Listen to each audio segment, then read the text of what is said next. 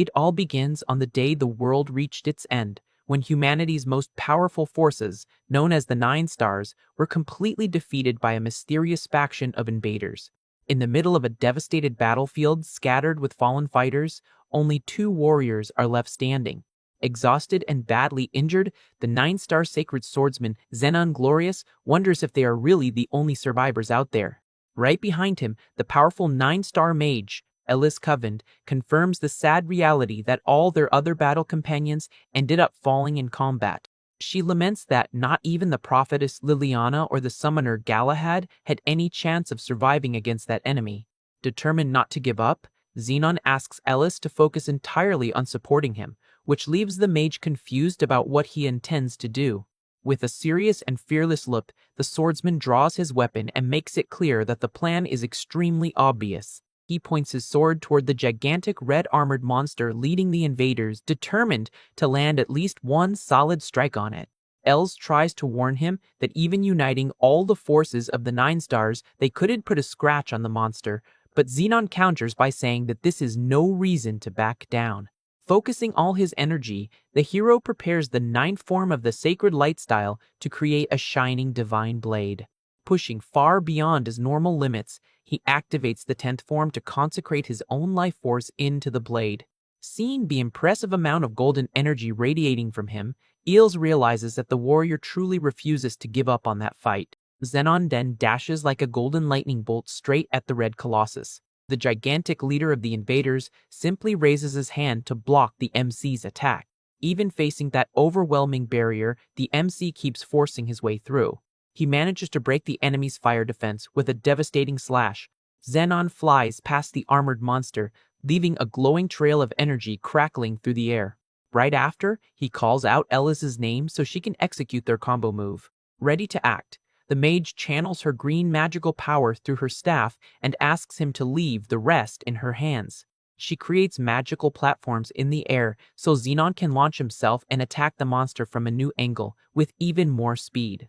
However, the terrible Colossus counters by delivering a crushing blow to the ground, generating a violent explosion of red energy that throws the swordsman high up into the air. Showing incredible agility, Zenon manages to regain his balance midair and builds momentum to continue the offensive. With a furious battle cry, he gathers sacred electricity around his body and dives toward the enemy to deliver a definitive strike. The impact of the collision generates an absurd explosion that lights up the entire area with golden and red sparks. Ellis watches everything, amazed by such a display of strength, believing for a second that this incredible technique might just work. But to her despair, the dust settles and reveals the red-armored giant, completely intact and still standing. Even with his cheek bruised and his body exhausted, Zenon insists the battle isn't over yet and tries to channel more energy. Suddenly, the tremendous effort takes its toll, and the hero ends up coughing up a heavy amount of red fluid. Desperate, Ellis begs him to stop, warning that his body won't handle another second of that pressure. Even stumbling and suffering, the swordsman forces his legs to stand firm and continues gathering the rest of his sacred aura.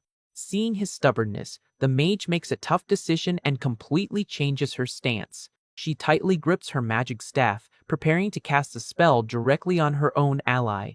In the blink of an eye, Ellis conjures a prison of light that completely paralyzes Zenon's movements, leaving him confused and unable to understand why she did that. With a determined and sad look, she explains that he is the last hope to save that world and that she won't allow him to meet his end there. Zenon shouts furiously against the barrier, arguing that if they don't defeat that monster now, everyone is going to perish anyway. Ellis counters by saying that this is exactly why she is entrusting everything to him, knowing he is the only one capable of turning around such a desperate situation. At that moment, she reveals an old golden pocket watch and explains that it is a magical tool passed down in her family for many generations.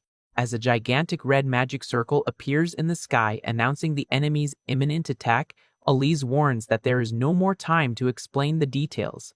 She then asks Zenon to promise that, next time, he won't let those darn invaders win. The mage says he must also fight on behalf of all the companions who have already departed, while the warrior desperately begs to know what she plans to do. Ella says goodbye, stating she entrusts the future of humanity to him, ignoring her companion's pleas to be released so he can fight by her side.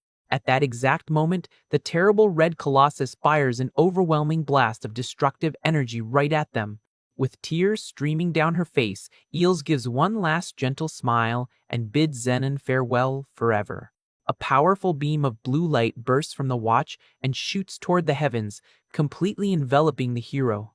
Right after, the monster's devastating attack hits the ground and causes a gigantic explosion that consumes everything around. Amidst the destruction, the mysterious golden pocket watch falls broken onto the cracked soil. The dust begins to settle over the devastated wasteland, leaving only the wreckage of that terrible battle.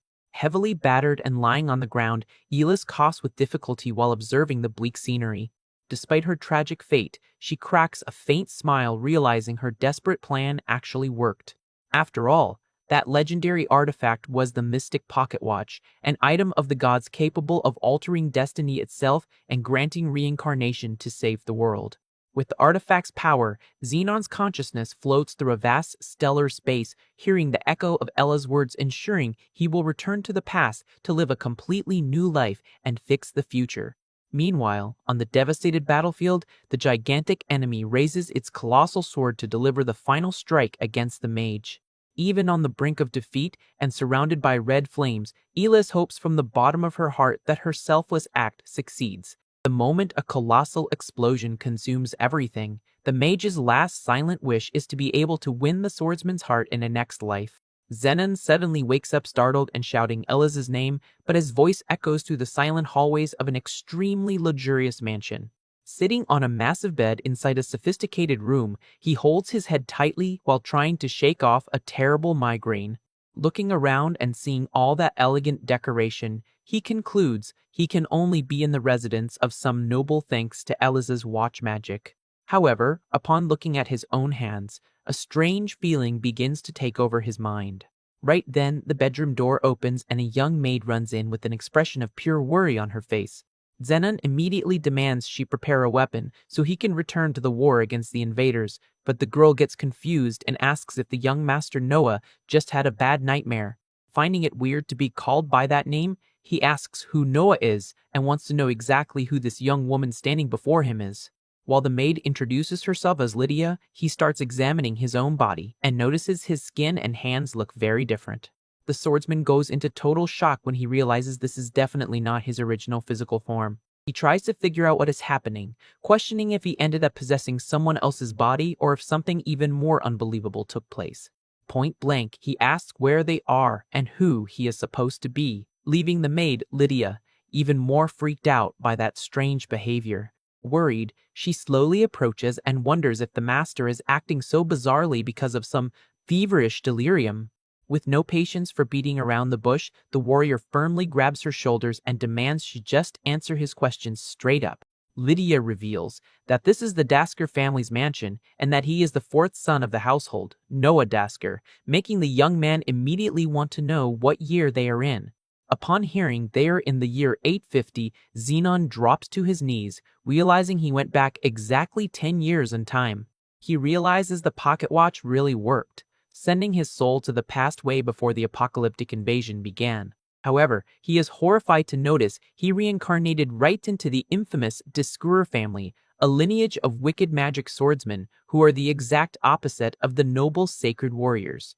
As he tries to process all this, knocks on the door interrupt his thoughts when a voice announces Selena's arrival. Another staff member enters the room carrying a bowl with a dark liquid and lets him know she brought the young master's medicine. Faced with his doubt, Lydia explains that this is the usual remedy prepared by Master Scar, who supposedly is very concerned about the boy's health. Noah stares at the container with a cold expression, feeling there is something extremely wrong with that situation. Looking closely at the reddish liquid, the guy's warrior instincts start sounding the alarm. With a quick motion, the young man slaps the bowl away, making the medicine spill all over the floor, leaving the two maids completely terrified by his attitude. At that moment, 3 guards with hostile faces march straight into the room and ironically salute the young blade of the Discurer family, receiving only a look of contempt from the young man. The group leader steps forward with a cynical smile, claiming he heard a strange noise and came to check if everything was okay. He stares at the hero with narrow, calculating eyes, trying to figure out what changed in the boy's behavior. Seeing the shattered pieces on the floor, the guard pretends to lament the waste of Master Scar's goodwill and says he'll order another dose to be prepared immediately. Noah scoffs at that fake concern, and the man retorts asking if he's completely lost his mind, threatening to show no mercy if they keep insulting the potion's creator. The young man then challenges the guards to drink the medicine themselves, openly accusing that mixture of actually being toxic. He knows this because his former sacred core naturally repels malicious forces, and the weird color of the liquid on the floor only confirms his suspicions. Seeing they've been busted, the lead guard changes his tone and warns that they will have to force him to swallow the mixture. Noah just gives a smirk, pleased to see the true colors of those traitors finally showing. He realizes those men were acting as guard dogs to keep an eye on him, deciding to use this chance to get used to his new body's limitations. With a defiant look, he announces he's going to have a little fun with them before dealing with the rest. Annoyed by the guy's audacity, the commander orders his goons to move in and restrain the young master right away. The henchmen obey and charge at the hero, while the maids watch everything huddled in fear in the corner of the room. One of the guards reaches out to try and grab the guy's neck once and for all. However, using his sharp reflexes, Noah lands a precise and powerful kick right on the attacker's chest. The man is thrown backward with extreme force, spitting saliva from the brutal impact of the hit. The second henchman tries to surprise him with a side punch, but the hero easily dodges by dropping his posture at the exact right moment. He seizes the opening to connect a devastating uppercut straight to the opponent's jaw. Seeing both opponents down and groaning in pain, the leader curses furiously, while Noah gets frustrated realizing his strikes weren't strong enough to knock them out cold instantly. This only proves how weak and frail Noah's body really is, making him promise to investigate who tried to poison him as soon as he cleans up this mess. Desperate, the commander orders his men to draw their swords and finish the job quickly, not caring if the kid ends up heavily damaged. However, before the fight restarts, something completely unexpected appears right before Noah's eyes and leaves him intrigued. As the guards advance yelling for him to surrender if he doesn't want to get hurt, floating holographic screens revealing the name, stats, and swordsmanship level of each enemy pop up right in front of him. Seeing those blue windows detailing Harold and Greg's low stats, Noah realizes he gained an ultra-rare appraisal skill and wonders why he received this power. While moving to dodge, he deduces the two opponents are nothing but amateur recruits with barely 1 star in swordsmanship. The two guards charge yelling furiously, but the young swordsman dodges each of their strikes with extreme ease and elegance. One of the men is completely shocked to see his attacks missing the target by mere inches. Seizing the opening, Noah lands a devastating acrobatic kick that launches the first opponent into the air, taking him completely out of the fight. With a quick and precise move, the hero disarms the enemy and catches his sword mid-air. The second guard tries to attack from above, but the young man blocks the enemy's blade without showing the slightest effort. The harsh sound of clashing swords echoes through the room as bright sparks fly from the metal. In the blink of an eye, Noah performs a perfect circular motion that shatters the henchman's weapon and knocks him to the floor. The guard falls defeated on his back on the bedroom floor, leaving the two maids who were watching everything completely speechless at such skill. Seeing his men on the ground, the commander Oscar Gray sarcastically remarks that even a sick Dasker is still dangerous, but Noah challenges him to stop watching and come fight personally. However, before the lead guard can make a move, a terrible pang of pain makes the hero's eyes widen in a state of high alert. A dark purple smoke begins to emanate from Noah's body, making him double over in pain as he realizes it's the forced activation of a demonic core. This demonic core is the source of dark and exclusive energy that grants terrifying power to the swordsmen of the Daskar family. On the flip side, the power Noah used in his previous life came from the sacred core, the luminous energy typical of the glorious family knights. The big issue is that these two opposing forces are like oil and water and should never coexist within a single living being. Noticing the boy's agony, Oscar Gray smiles victoriously and decides that since Noah's time is up anyway, he can let him in on a little secret. The commander confesses that the medicine the young man took daily was actually a custom-made toxin designed to overheat and throw his demonic core out of control. He laughs while explaining that the dark energy is now devouring the boy's body from the inside, and that the physical strain of combat ended up speeding up the destruction process. With his body glowing in gold and purple, Noah realizes the sheer overload of power is going to wreck him, deciding to bet everything on a highly risky move to see if he can handle the pressure. Even though he has never tried anything like this before, he decides to force a dangerous fusion of these energies. The hero then stands up, focusing his original golden energy to try and subdue and control the fury of his new body's purple demonic core. Thinking the kid is just resisting in vain, Oscar Gray draws his own sword and initiates the first form of his abyssal style. With the void ship technique, the villain vanishes into a whirlwind of red shadows to launch a surprise attack. The red blade suddenly appears behind Noah's back, but the hero's sharp senses manage to predict the strike in time. He turns around quickly and blocks the sneaky attack, generating a massive clash between the golden light and the opponent's red darkness. Oscar is surprised to see the boy manage to react in time, while Noah comments that the villain is also capable of imbuing his sword with demonic energy. Furious, the commander tells the kid to know his place, and Noah's appraisal skill reveals that Oscar has 3 stars in swordsmanship and 2 in his demonic core. Unfazed by the threats, the young man keeps his total focus on the fight and studies the enemy's moves.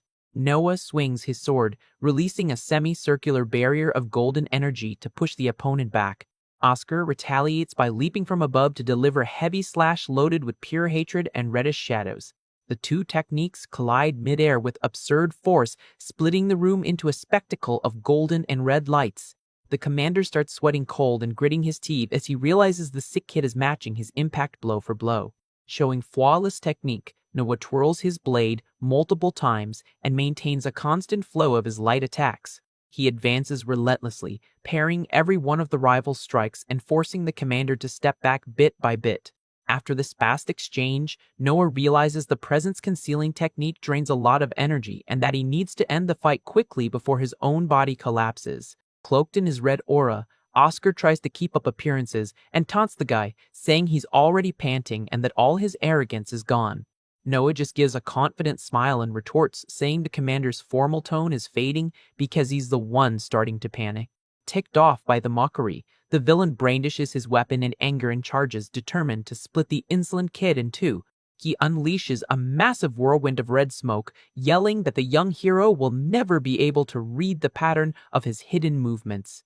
The storm of shadows entirely engulfs Noah, creating a dark dome that blocks all his outside vision. On the outside, the two maids watch in terror as the young master is swallowed by that dark barrier of destructive energy. However, even in the middle of that pitch blackness, Noah stays calm and focused as the Jew energies crackle around him. Pinpointing exactly where the real attack would come from, he points his golden sword at the opening and delivers a precise strike. A violent burst of energy and smoke shatters the dark barrier and blasts the attacker away. Oscar is thrown against the wall with his chest badly cut, staring at the kid in complete disbelief, not understanding how he got bested. Noah calmly walks over to him and explains that while the demonic core can hide the physical body, it can never mask the user's malicious intent. Totally defeated and drained of strength, the villain collapses to his knees on the floor, whispering that it's impossible for the boy to possess such power.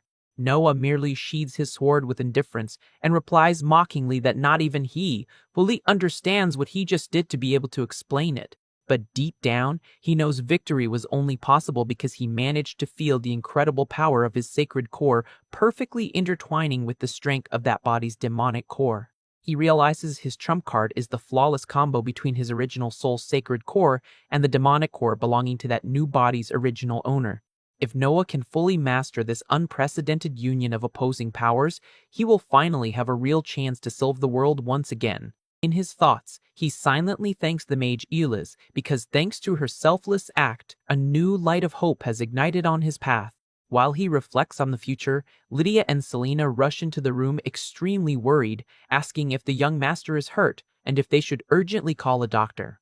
Noah reassures the two by saying he's perfectly fine, but quickly turns his attention to a mysterious creature that just landed on the bedroom window. It's a small black messenger dragon, firmly holding a sealed letter addressed to the young man in its mouth. Lydia takes the envelope and reveals to the guy that the message is a direct summons from the current patriarch of the family, the feared Lord Victor. Handing the letter to Noah, the maid explains that the leader wishes to officially confirm the young man's interest in participating in the upcoming War of Succession. Holding the paper, the warrior wonders what this heir dispute is all about and decides he needs to find out more details to plan his next moves. He then asks directly if the two of them know what this so-called Daskar family succession war is. Selena answers promptly, stating that absolutely anyone who serves the powerful Daskar bloodline knows the rules of this event very well. She explains that the succession war is a brutal conflict designed to mold the heirs into perfect weapons, basically boiling down to a mutual hunt for the demonic cores. The siblings must battle each other to the bitter end, and the winner of each duel consumes the loser's core, leaving only the most powerful heir to take over the family leadership. Noah puts the pieces together in his head and realizes the lack of historical records about the Daskars in the future happened exactly because the siblings spent their lives eliminating each other in this cruel dispute. Worried about the young master's still fragile health, Lydia asks if he really intends to risk everything by joining this bloodbath. Noah just flashes an enigmatic and confident smile, promising she will find out the answer very soon. He ponders how the glorious family from his past life was seen as a radiant symbol of justice and revered by all the citizens of the kingdom. On the flip side, the Daskars represented the extreme opposite, being feared and despised by society for using the terrifying powers of darkness. However, there is one undeniable fact everyone on the continent knows, which is the current patriarch Victor Daskar's reputation as the strongest swordsman in all of humanity. Wearing his best noble attire, Noah stands before the massive golden gates of the main hall, determined to uncover the secrets of that mysterious place. With a firm and determined gaze, he braces himself to face head-on the terrifying bloodline he is now a part of. The doors finally open, and the young man is announced loudly to enter the family's grand meeting hall. Noah walks with calm steps down the red carpet to personally answer his father's summons. He carefully observes the place, mentally preparing to meet his supposed siblings and rivals. The first to stand out is the eldest son, Damien Daskar, an imposing man wearing heavy black armor and exuding pure coldness. Right next to him is the eldest daughter, Julia Daskar, a stunning young woman with long silver hair and an extremely calculating look. Next is the second son, Cease Daskar, who quietly observes the room with a calm posture and messy blonde hair. Also present is the second daughter, Eve Daskar, who wears dark clothes and appears to be the youngest and most reserved of the group. Suddenly, Noah's eyes lock onto a specific member of the group, and hatred begins to boil in his veins upon recognizing the traitor. The one responsible for secretly poisoning him is the third son, Scar Daskar, who flashes a mocking and cynical smile at his brother. Julia breaks the silence by commenting that the rumors about Noah's recovery were true, and the guy replies with irony, saying he recently found out the real cause of his illness. The young woman asks if he plans to spend the next few months resting to recover, but the MC states categorically that he intends to focus all his time on sword training.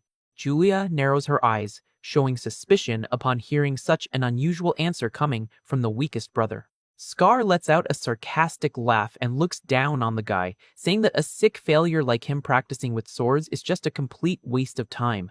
Not lowering himself to that level, Noah stares at him coldly and fires back, saying a coward who lacks the guts to face him straight up should keep his mouth shut.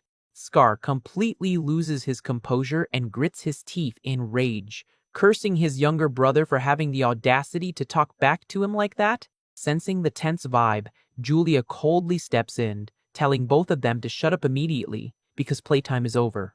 At that exact moment, a solemn announcement echoes through the immense hall, decreeing the arrival of the great patriarch Victor. Heavy, firm footsteps echo through the room as the family's supreme leader walks toward his stone throne. Damien and Julia close their eyes in a sign of absolute respect before the overwhelming aura that starts to fill the hall. All the other siblings also bow their heads and remain in complete silence to show reverence to their father. Noah feels the air get incredibly heavy and is blown away by the absurdly crushing presence radiating from that man.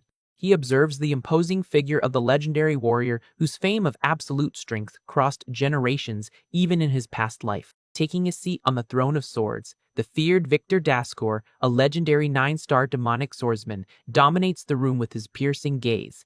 The leader notes that all his heirs answered the call and receives a unanimous and respectful confirmation from the group. With a firm voice that makes the hall tremble, Victor officially declares the assembly of his bloodline open. He stares directly at the MC and warns that this meeting is meant to test Noah's true intentions after his return. The patriarch then asks in an intimidating manner what his son plans to achieve now that he managed to overcome that terrible illness that plagued him. Noah cracks a fearless and confident smile against the massive psychological pressure imposed by his father. With total determination in his voice, the young man declares he intends to actively participate in the succession war and that he will climb to the top as the grand winner of that heir dispute.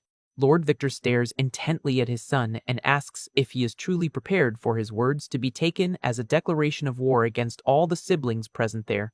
Noah clenches his fist tightly and calmly replies that his father's assumption isn't entirely correct, sparking the patriarch's curiosity. Under everyone's watchful eyes, the young swordsman firmly declares that this is, in fact, a declaration of war against absolutely everyone in that hall. While Julia and Damien watch him in surprise, Noah continues his speech, stating that the opponents he needs to defeat aren't limited. He locks eyes with the other siblings and categorically affirms that his true adversaries go way beyond his older brothers and sisters. Looking right into the feared patriarch's eyes, the fearless kid makes it clear that his own father is also included on his hit list. Noah then gives a provocative and sinister smile, confirming that Victor is just another one of the enemies he plans to surpass. Feeling challenged, Victor suddenly unleashes an insane amount of dark, violent energy, making the crushing pressure take over the entire room. The sheer wind force generated by the patriarch's power is so destructive, it starts cracking the massive stone pillars of the palace. Heavy chunks of stone break off and plummet from the hall's walls, demonstrating the Daskor leader's overwhelming might. Noah grits his teeth and struggles to stay on his feet as he realizes just how terrifying the level of Victor's demonic core is. The leader glares at the boy with a scary look and asks if the youngster truly believes he's capable of surpassing his own father's absolute power. Even under that suffocating pressure that would make anyone tremble with fear, the hero just smiles confidently and answers yes. Impressed by his son's audacity, Victor radiates even more purple energy and questions what the real reason is for him seeking so much power. Noah thinks back to his painful past and Ella's selfless act, answering out loud that he seeks power to guarantee that nothing else will ever be taken from him by anyone. Hearing that answer filled with selfish ambition, the terrifying patriarch breaks into a wide, monstrous smile of pure satisfaction. Victor rests his chin on his hand and confesses he loved that greedy attitude, praising the youngster's admirable determination as a true trait of a Daskor. The Lord then stands up and officially decrees that, from that day forward, Noah will take part in the succession dispute, daring anyone who disagrees to step forward. He scans the frightened heirs, including Scar, who is sweating with rage, but none of them dares to challenge the patriarch's sovereign ruling. With a powerful shout, Victor orders Noah to stay hungry for power if he wants to have any chance of surviving. Back at the luxurious main Daskor mansion on a sunny day, the heavy training routine finally resumes. A wooden training dummy is sliced in half with surgical precision by a swift sword slash. Noah lowers his weapon while the maids Lydia and Selena watch the young master's impressive physical improvement in awe. The young man clenches his fist in satisfaction, noticing his physical condition has gotten much better, even though he knows this is still the bare minimum to actually fight for real and that he has bigger problems to deal with. He analyzes that, with the fusion of his sacred core and that body's demonic core, he can neither use the light techniques he mastered in the past, nor the traditional dark techniques of the Daskor family. Seeing the purple and golden energy crackling around his hand, the hero still tries to decode the true nature of that hybrid power. His status screen reveals he is a 9-star swordsman temporarily limited to 2 stars because of his body's physical conditions, leading him to conclude he must hide the existence of his sacred core at all costs. Suddenly, an ironic voice comments on his unusual agility for someone who is bedridden, revealing that Julia, his older silver-haired sister, was quietly watching him from behind a tree. Julia mentions that before, only Damien received their father's attention, but now Noah has also become one of Victor's favorites. She calmly walks over to the weapon rack and confesses she'd like to see her brother's new capabilities with her own eyes, making her intentions to test him crystal clear. With an intimidating look, she draws a wooden sword and announces they will start the tests right away. Giving the boy no time to prepare, Julia dashes forward at high speed, unleashing a powerful strike imbued with blue mana. Noah manages to react purely on instinct, blocking the overwhelming blow that sends a violent gust of wind through the garden. The young woman stares at him coldly during the weapon clash and asks if he really thought she came all the way out there just to chat. The guy clicks his tongue, realizing his sister's speed and physical strength are on a completely different level. She leaps nimbly and attacks from above with a heavy vertical slash, forcing Noah to step back so he doesn't get crushed. However, the guy gets fired up by the challenge, deciding to use this real fight to test the limits of his current capabilities. Julia launches a frantic combo of rapid thrusts that create multiple impact shockwaves in the air, demanding maximum defense from her brother. She then gracefully flips backward to create distance and reset her combat stance. The girl admits the kid really has talent, but warns that his current level is still far from making her satisfied. Noah's appraisal skill triggers and reveals that Julia is an exceptional warrior with 7 stars in physical strength, swordsmanship, and in her demonic core. The guy smirks as he notes his sister is strong enough to have already reached the legendary 7-star mastery. Showing no mercy, Julia charges at him once again, calling the young man's performance disappointing. She attacks with such absurd speed that the guy can barely track the movement of the wooden sword. With no other choice, Noah decides to channel the mixed energy of his sacred and demonic core straight to his hands. A massive flash of purple and gold explodes when he blocks his sister's lightning-fast attack at the very last millisecond. Feeling the immense vibration from the weapons clashing, Noah curses mentally as he notices how the mixed energy reacts so unstably.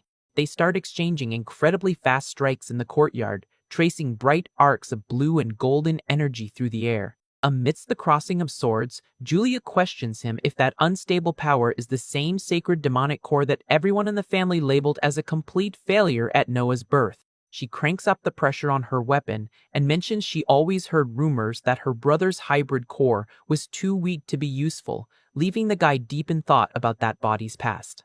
Noah realizes that body already possessed the sacred demonic core from the very beginning, and that to anyone who doesn't know its true nature, it would indeed look like a total dud. He concludes that as long as no one finds out his power is a mix of different cores, he'll be able to fight seriously without raising suspicions.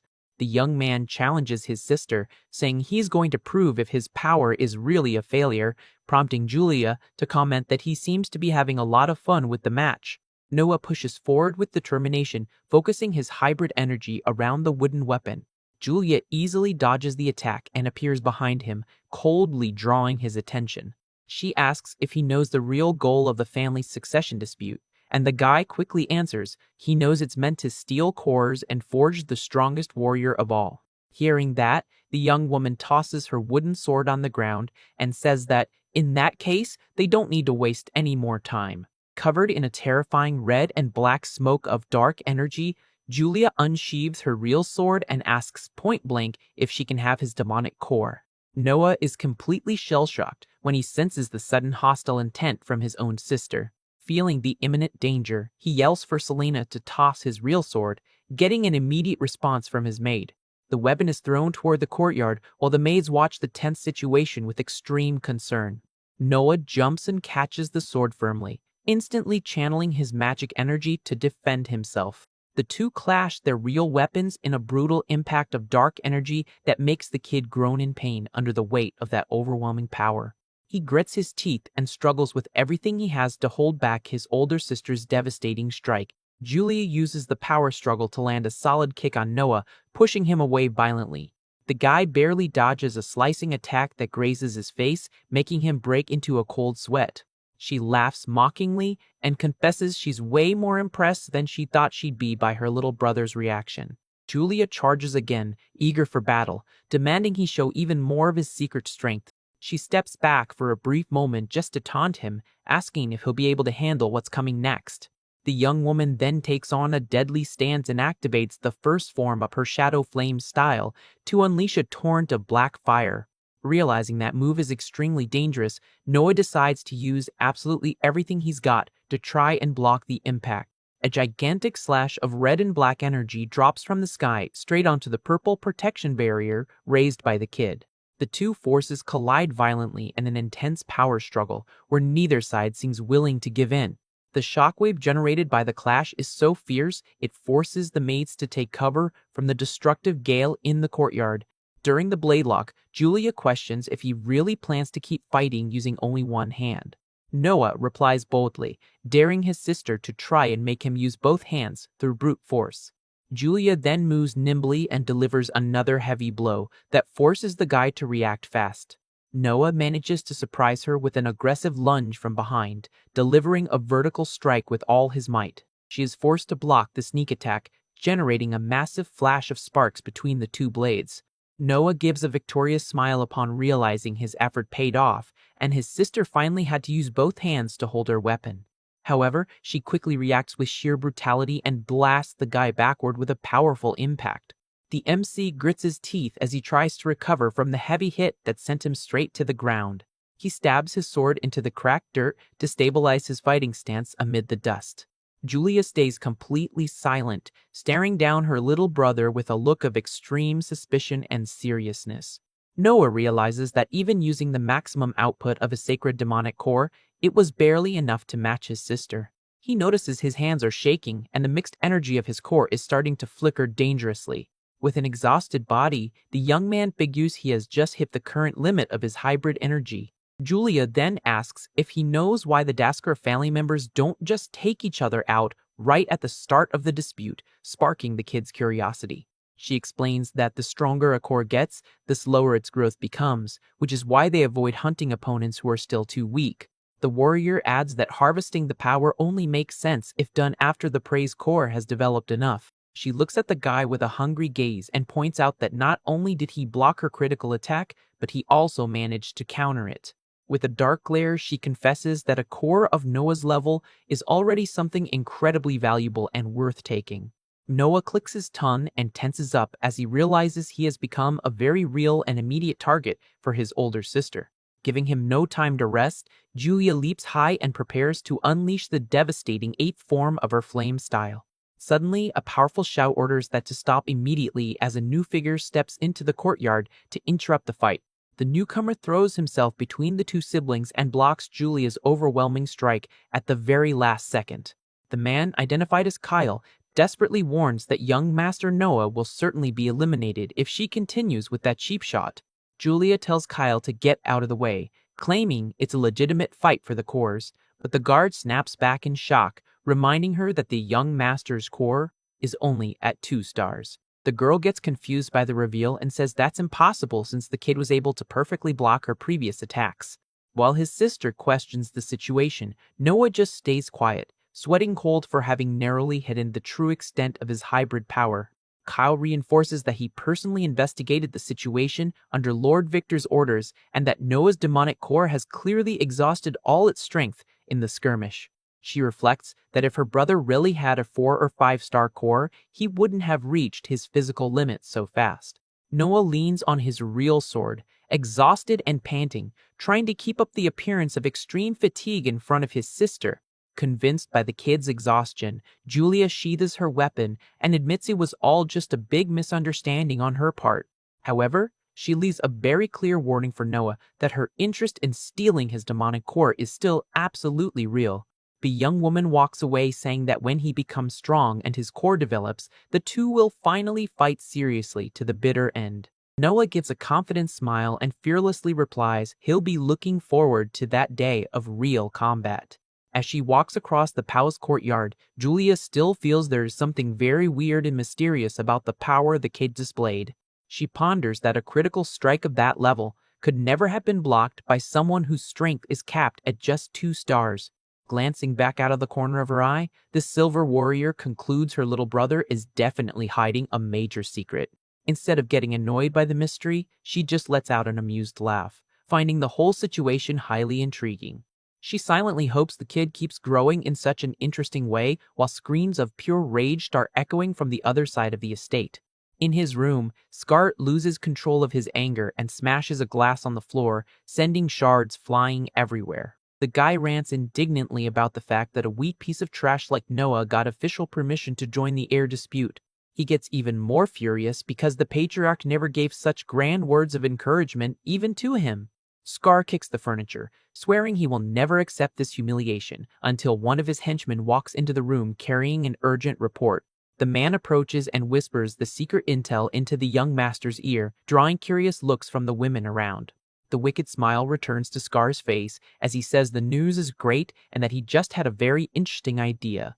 With a creepy expression, the third son swears to himself he's going to drag his little brother straight to rock bottom and eliminate him from the dispute once and for all. Back in the main garden, the warrior who interrupted the fight goes before Noah and apologizes for taking so long to formally introduce himself. He reveals his name is Kyle Olson and that he was assigned by the patriarch to serve as Noah's new combat instructor. Kyle explains that leader Victor thought the war would be boring if the kid were taken out too early, so he sent help to make up for the time lost while he was sick. Curious about the true strength of the man standing before him, Noah secretly activates his spiritual appraisal skill. The blue holographic screen reveals Kyle boasts a physical strength of 7 stars and an 8-star mastery in swordsmanship, making the guy note that the warrior's skills are top tier.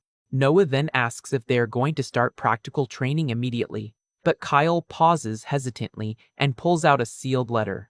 He hands the red envelope to the young master and explains he received an official mission directly from the patriarch.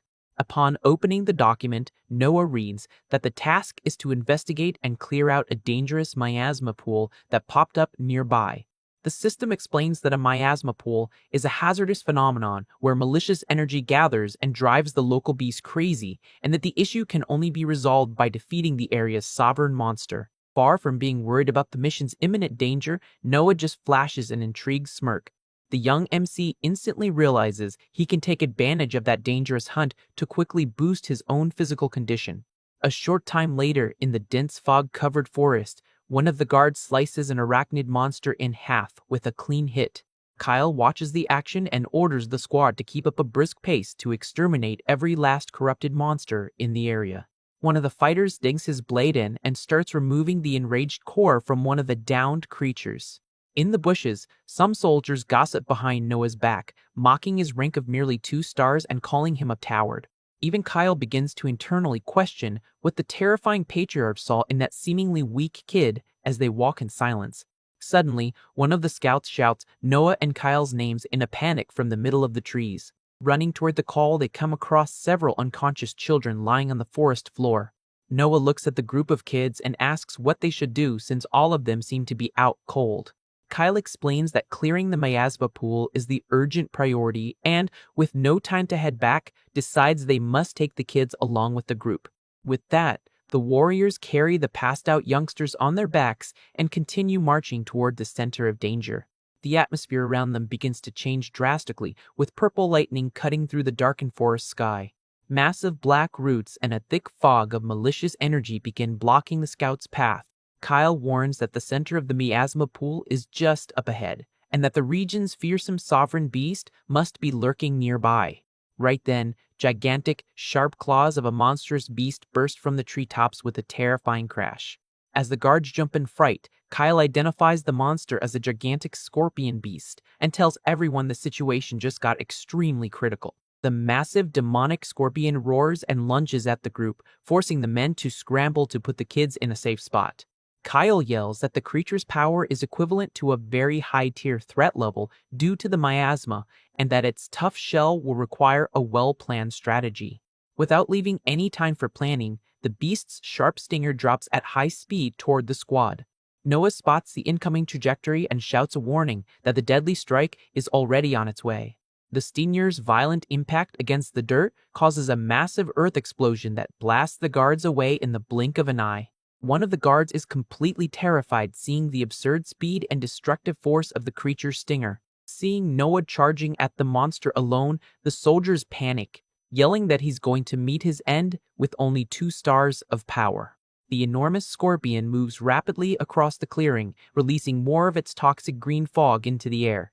Noah leaps nimbly, channeling the mixed energy of his hybrid core around his body to deliver a strike. He positions himself mid-air directly against one of the beast's massive claws, trying to crush him. The young MC attacks with pinpoint accuracy, clashing his blade and successfully repelling the heavy blow from the monster's limb. Kyle Olsen watches the scene stunned by the kid's feat, but quickly yells out that the real danger of that creature is its highly toxic venom. The monster then starts firing several blasts of corrosive green venom straight at Noah. Noah displays superhuman reflexes by consecutively dodging all the acidic projectiles as he moves forward. Seeing the shots failed, the beast thrusts its dangerous red stinger forward again in a fast frontal assault. Noah doesn't back down and braces for the direct impact, gathering a massive amount of energy into his weapon. With a cold, focused stare, he waits for the exact moment the enemy's weapon gets close enough. With a single, devastating vertical slash of his glowing sword, the kid perfectly severs the giant scorpion's stinger. The soldiers watch the scene dumbfounded, admitting that despite the young master's weakened core, his swordsmanship is on an absurdly genius level. To everyone's shock, a green smoke envelops the severed appendage and the monster's stinger completely regenerates in just a few seconds. Noah dodges the stinger's follow-up attack and uses the evasion to throw several black fangs he had collected earlier. He lands on the beast's shell and tries to land a direct cut, generating a massive shower of sparks. He notices the enemy's natural armor is extremely tough and decides to use the venomous spider thorns he kept to weaken the spot. The kid jumps away before getting hit by the huge scorpion's violent reaction. The creature wildly thrashes its stinger against its own body in a desperate attempt to crush the invader. Noah slides smoothly across the grass as he lands, regaining his footing without taking any damage. He grits his teeth and notes that the miasma-corrupted beast's physical defense really is a major challenge for his current power. Kyle watches him from afar, deeply intrigued about how that young man managed to achieve such flawless swordplay without ever having a master to guide him. Breaking the instructor's train of thought, Noah shouts asking for backup in the fight, and Kyle quickly replies he's ready. The boy asks if the instructor can create an opening in the monster's defense, getting a confident guarantee from the seasoned warrior. The monster's venomous stinger strikes down like lightning toward Kyle, who braces to take the hit head-on. Focusing his combat energy, the instructor lets out a powerful battle cry to channel his defensive strength. He blocks the colossal impact of the stinger directly with his heavy blade, cracking the ground around him from the pressure. Seeing the perfect opening created by his companion, Noah praises Kyle's skill and dashes forward at high speed from below. He bolts over the creature's front claws, using its own body as a platform to reach the weak point. The young man slides precisely across the scorpion's upper shell, building up spiritual energy in his feet. He tightly grips the venomous spider fangs he gathered earlier, gearing up for the final move. With all his might, Noah jams the venomous thorns directly into the massive monster's head. The spider's acidic venom immediately begins to corrode and crack the scorpion's ultra-tough shell. Feeling terrible pain, the beast starts thrashing violently as the acid weakens its inner defenses. Noah locks his eyes on the newly formed crack, which now exposes the vulnerable flesh beneath the enemy's natural armor. Lacking the strength to keep thrashing, the massive monster crashes heavily onto the forest floor, kicking up a huge dust cloud. Kyle approaches in awe and asks if the boy used the fangs of the beasts they defeated on the way there. Noah confirms with a sly smile, explaining that the venom from those spiders had the exact property to soften and melt the opponent's shell. The instructor finally grasps the young master's tactical genius and understands why he made a point to collect the fangs earlier. Suddenly, several of the beast's red eyes light up again through the fog, revealing it is still alive and consumed by pure rage. The monster launches a frantic charge with its stinger, spreading an even bigger cloud of acidic toxins over the area. Green magic circles appear in the air above them, prepping a massive barrage of venomous spikes against the group. Kyle bravely steps in front of Noah and begins conjuring the third form of his demonic sword style to protect him. He slams his massive combat weapon straight into the cracked forest soil with all his spiritual might. A gigantic wall of dark energy erupts in front of them, successfully blocking the deadly rain of venomous spikes. Taking advantage of the instructor's defense blocking everything, Noah gives a smirk, realizing his big chance has arrived. He leaps high over the protective barrier and goes into a free fall straight toward the crack in the scorpion's head. The guy dives like a meteor, focusing all the power of his hybrid core into the tip of his real sword. Noah strikes the monster's unprotected weak spot with surgical precision, sparking a violent burst of spiritual energy that seals the outcome of the battle. Noah comes crashing down on the corrupted beast's head fissure, making his hybrid energy crackle intensely around the impact. The young man decides it's the perfect time to try and replicate one of his sister Julia's advanced techniques. He focuses his two opposing energies into the blade and mentally conjures the first steps of the demonic saint's style. With a mighty battle cry, Noah activates the shadow and light sword dance technique to deliver the finishing blow. The guy descends like a streak of combined light and darkness, slicing the air straight toward the creature's weakened skull. The force of the strike is so immense, it shatters the skull and instantly splits the massive beast's front half in two. The scorpion explodes into dozens of pieces of shell and green fluid, taken out once and for all by the critical attack. The squad soldiers go into absolute shock, whispering in terror about how that powerful technique could never belong to a warrior with only 2 stars. Despite the victory, Noah silently reflects that he still has a long way to go to fully master that fusion of his past life's techniques with his current hybrid power. Kyle walks over and praises him for the excellent work, while the young master sheathes his weapon and says he'll leave the area clean up to the instructor. When Kyle asks where he's heading in such a hurry, Noah replies casually that he just has a personal matter to take care of. Without giving more details, the guy walks alone into the darkest, thickest part of the miasma forest. He ponders how the people of this current era still ignore the real cause behind the emergence of these mysterious miasma pools. But coming from the future, Noah knows very well that the real cause is a forbidden magic item powerful enough to attract and gather the darkness. He stops in front of an immense ancient tree whose roots are deeply soaked in a creepy purple fog. With a precise swing of his sword, the guy splits the solid wooden trunk to reveal what is hidden inside. Nestled in the cracked wood, a metallic ring with a blue gem glows intensely with hostile magic energy. Noah grabs the mysterious artifact in his hands and smiles in satisfaction, having found exactly what he was looking for. Suddenly, a desperate and terrifying scream echoes in the distance through the forest's greenish fog. The kid spins around startled, not understanding what could be causing that sudden panic. He pockets the artifact and sprints back at top speed to the clearing where he left the squad. Upon arriving at the scene, Noah is shocked to see the rescued kids starting to suffer terribly, wrapped in a strange dark smoke. One of the guards runs toward him in a panic and warns that something terrible is happening and the monsters are attacking again. With a sharp glare, the hero draws his blade once more, bracing to face the new approaching threat. A massive horde of enraged creatures, including ogres, wolves, and giant spiders, begins swarming from all directions of the woods. The squad finds themselves completely surrounded by dozens of corrupted beasts, acting in a coordinated manner. Noah uses his hybrid barrier of light and darkness to block a violent stomp from one of the larger creatures. Kyle Olsen clears a path by slicing enemies with his giant sword, yelling for the young master amidst the chaos of battle. The soldiers sigh in relief seeing their strong instructor's defensive efficiency in the middle of that deadly siege. Noah firmly orders the warriors to keep buying time and holding the defensive line. While the others fight, he approaches one of the children, twisting in pain under the miasma's effect. He inspects the metal collar on the boy's neck and realizes it's a demonic absorption tool, a cursed item that drains someone else's mana and gave his family their cruel reputation in the past. Kyle yells out that the enemy numbers are just too high and the squad won't be able to hold out much longer. Noah decides to mess with the collar's energy flow using his hybrid core, which will let him track the exact location of whoever is controlling that item from afar.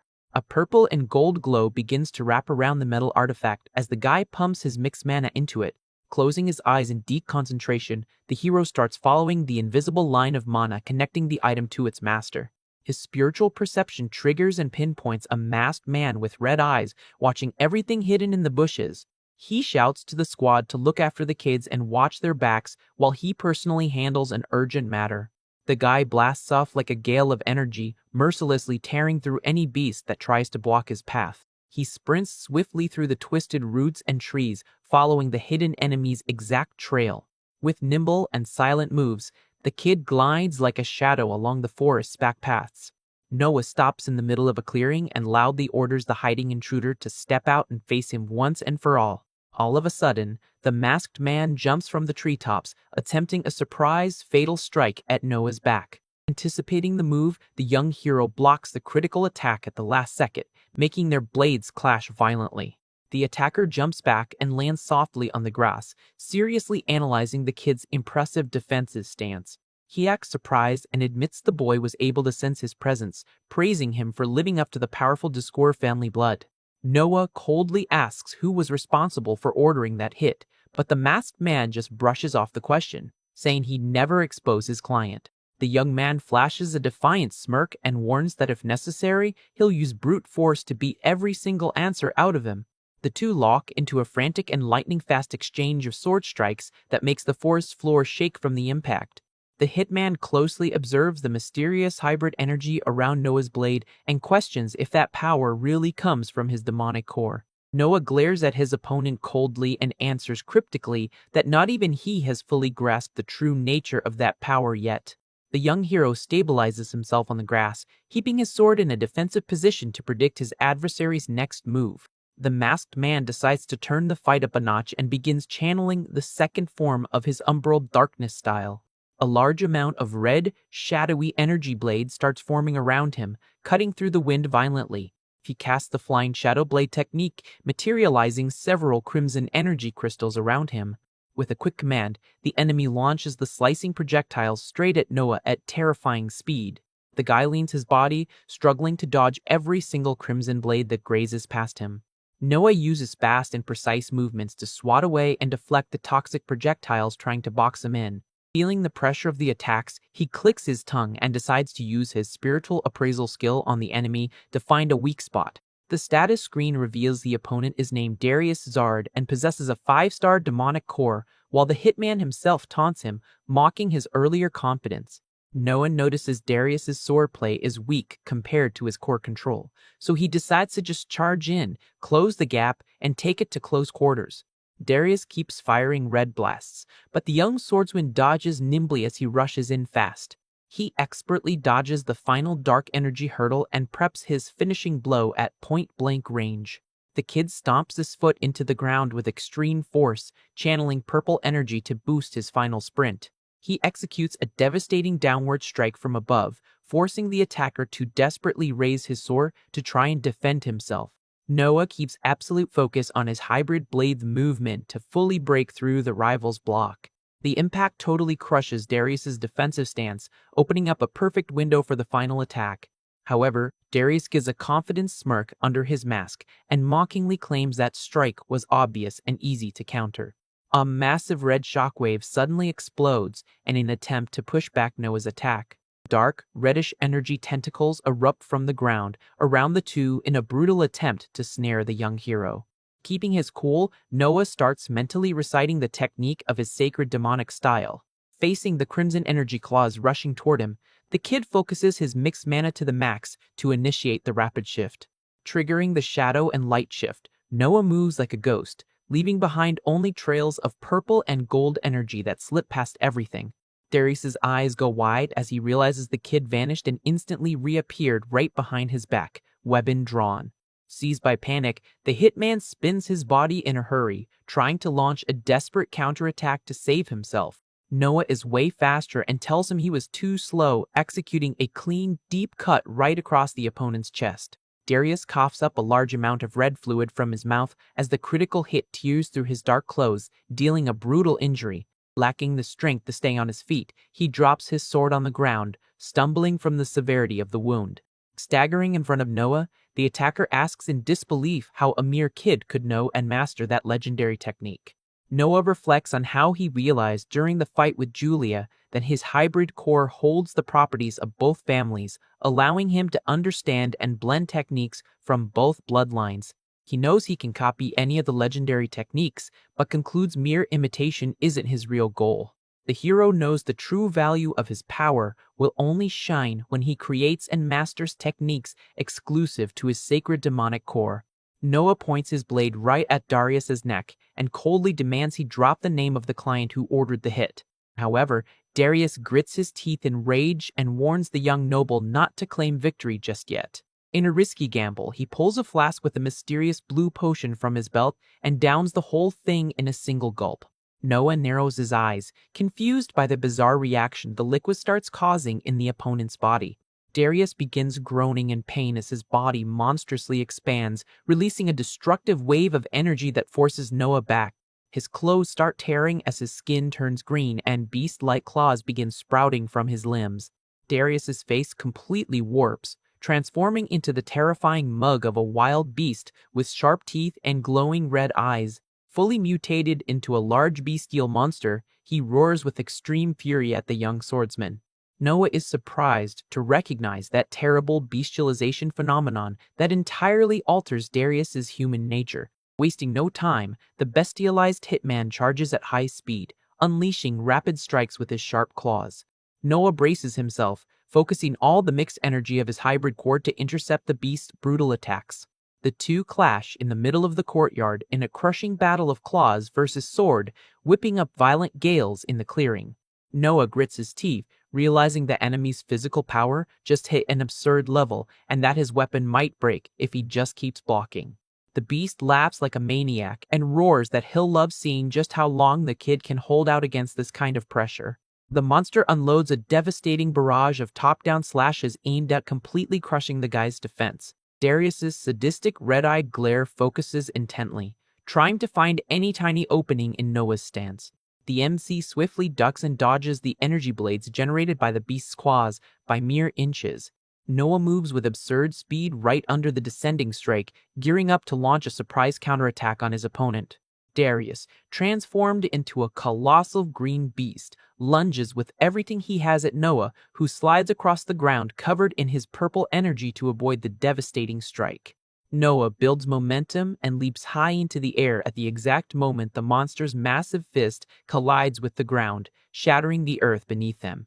Still in the air and upside down, the young man struggles to maintain control of his mixed energy while seriously assessing the situation. He performs a flawless acrobatic move to land safely and wields his sword enveloped in purple lightning, while the beast watches him from afar. Noah realizes he won't be able to just keep dodging the entire time and decides he needs to create an opening to attack. With determination, he tightly grips the hilt of his sword and prepares to deliver a precise strike against his opponent. Darius lets out a monstrous laugh and leaps high, mocking Noah and asking if he finally despaired upon realizing the massive power gap between them. The monster charges in a perilous dive, shouting that he will end this once and for all, while the boy simply waits calmly for the right moment. At the exact moment the beast's giant claws are about to strike his head, Noah remains unfazed and begins to activate a mystical defense. An extremely intense pink glow bursts directly from one of the rings on the young man's fingers. The hexagonal barrier of the Ring of Absolute Repulsion materializes and completely blocks the monster's terrible physical blow, generating a deafening shockwave. The impact is so overwhelming that it throws Darius's gigantic body backward, while Noah's magical defense remains intact. Noah shows a confident smile upon realizing that, with the energy from his hybrid core, he can finally recreate the techniques from his past life. The young man begins to channel all his mixed mana into the sword, making purple and golden sparks dance around his body. Taking advantage of the fact that the monster is still destabilized in the air, the boy builds momentum and leaps toward him to deliver the decisive strike. He raises the weapon above his head with both hands and prepares to conjure the legendary swordsmanship of the holy demonic style. With a sharp and focused gaze, an immense column of golden and purple light projects vertically from his blade. Noah unleashes the dual polarity unique blade, a colossal vertical slash that hits the creature's body squarely in the air. The mixed energy technique tears through the sky and the forest with a devastating explosion, destroying everything in its path. Noah lands and sighs in relief upon realizing his strategy worked perfectly and that he managed to save himself at the last second. He looks at his hand and remembers that the Ring of Absolute Repulsion is an excellent defense item, capable of nullifying any attack one single time and repelling the adversary. With the threat defeated, the boy decides it's time to return to the clearing and reunite with Kyle and the rest of the group. Meanwhile, in the other part of the forest, Kyle and the warriors continue fighting desperately to hold back the advancing army of beasts. Kyle blocks a heavy attack with his sword and grits his teeth, feeling that he is about to reach his physical limit. A gigantic green monster takes advantage of the warrior's weakness and raises a spiked club to deliver a crushing blow. Seeing the dangerous weapon descending toward him, Kyle despairs at having no strength left to dodge the attack. However, the enormous club suddenly stops in midair, leaving the knight completely confused about what just happened. He looks up and realizes that the creature was instantly taken down before it could complete the motion. Looking around, the guards are shocked to see that all the beasts surrounding them were cut in half all at once, saving the lives of everyone there. Noah appears, walking calmly among the fallen monsters, and asks if everyone is okay, leaving Kyle surprised by his timely arrival. Still trying to process the situation, Kyle answers yes, although he can barely believe they survived an attack of that magnitude. The boy approaches the fallen children and announces that he eliminated the culprit responsible for driving the beasts crazy, leading the soldiers to deduce that the mastermind must be a skilled caster. Noah confirms their suspicions and begins to treat the boys with his energy, admitting that the only remaining mystery is figuring out the identity of the person who hired the assassin. Under the effect of Noah's treatment, the three boys finally manage to rest peacefully, free from the miasma and the agony of the absorption collar. The young noble stares at the children with a serious and thoughtful look, reflecting on the danger they were in. Sometime later, Noah arrives in front of an imposing building with classical architecture on the family's estate. He walks with determination, thinking that since those innocent kids almost perished because of him, he will do whatever it takes to hunt down the real culprit. The young man remembers Lydia's words, advising him to look for Eve Dasker, the family's official informant who works at the mansion. He knows he needs to get concrete clues about the mastermind and that the informant is the ideal person to give him those answers.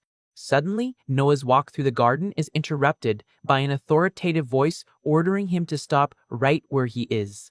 A young blonde man in plate armor blocks his path and warns that even though Noah is a member of the Duskour family, he is not authorized to enter.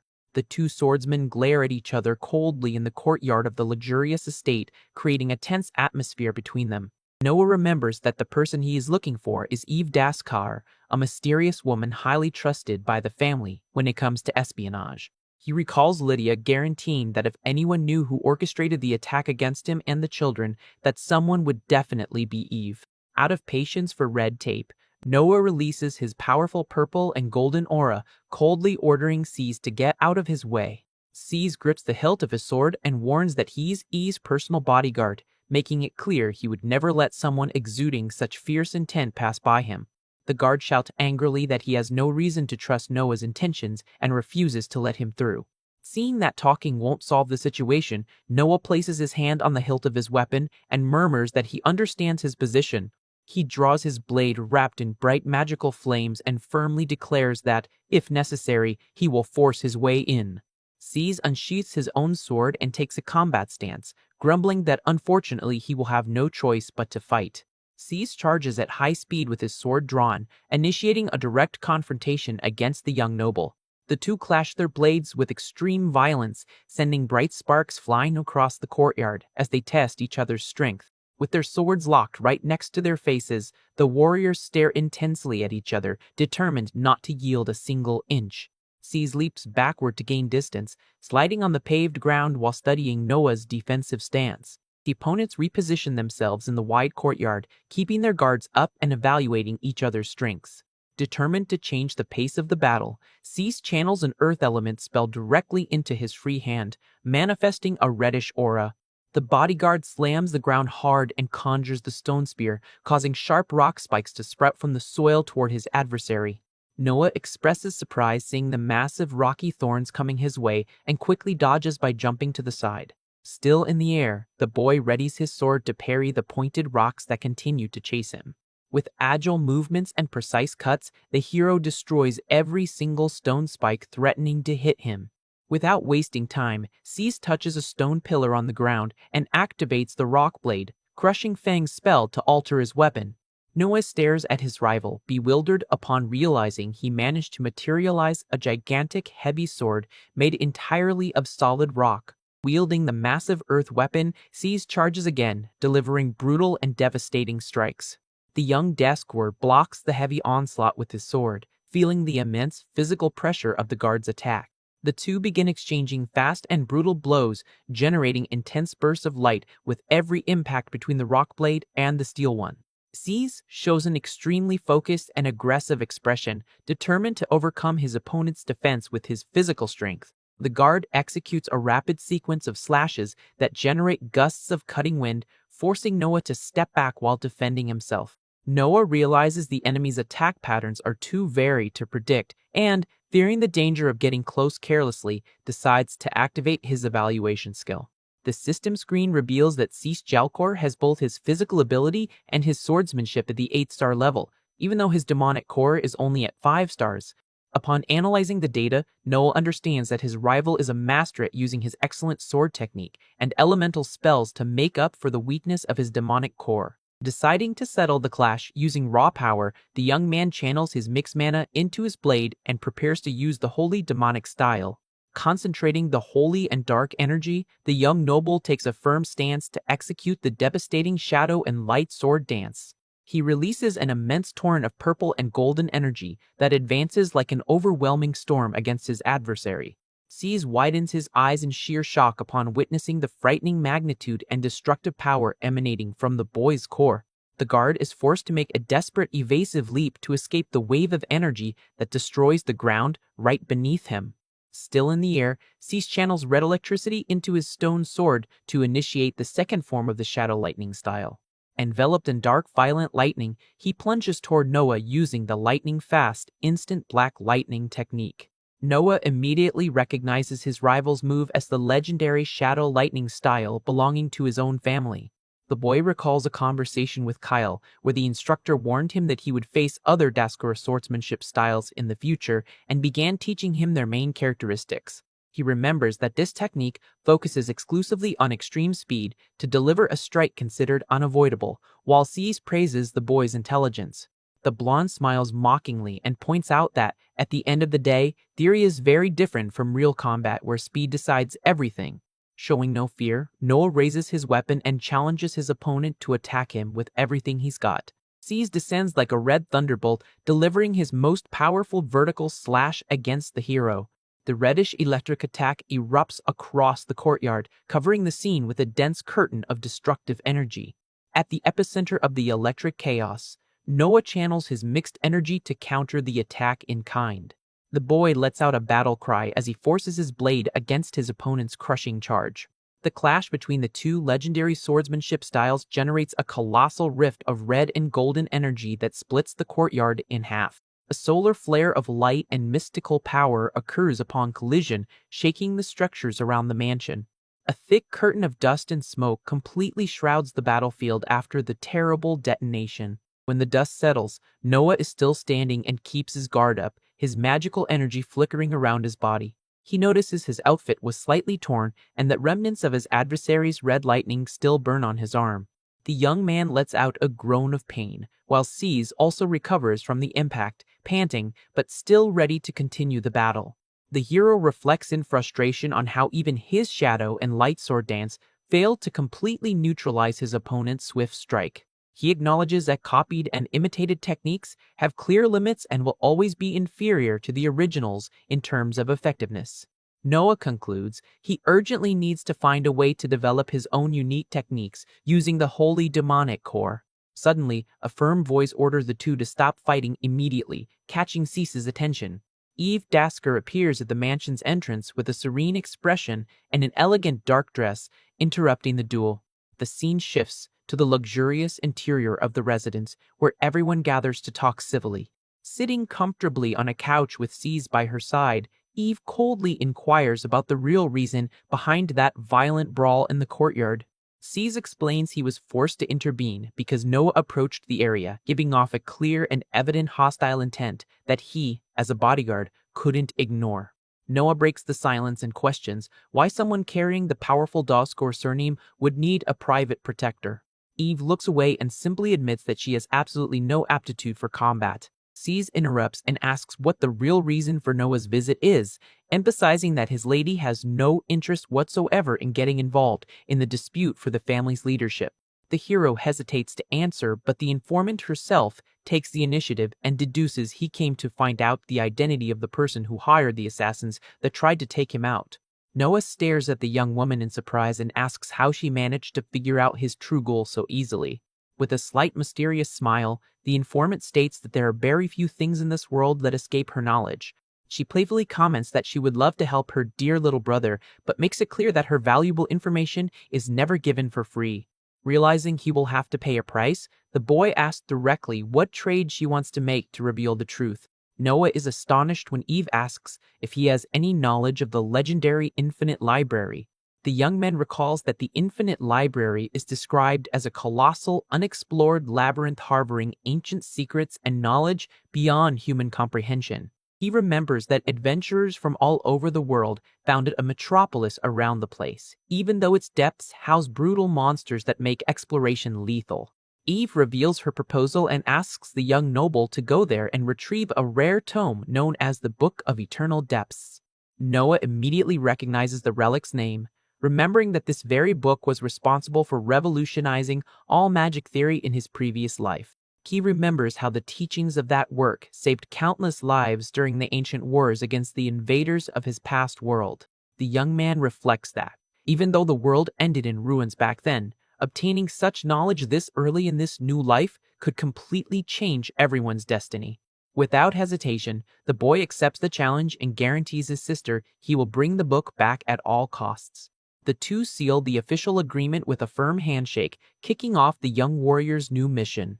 A short time later, an elegant carriage begins to roll down the paved streets toward the hero's new destination. Inside the vehicle, Lydia enthusiastically celebrates the trip, while Selena observes silently next to a very focused Noah. The carriage finally crosses the gates of Arcanum, the bustling city built around the gigantic tower that houses the Infinite Library. Noah steps out of the transport and begins walking down the city's cobblestone streets, feeling the lively atmosphere of the place.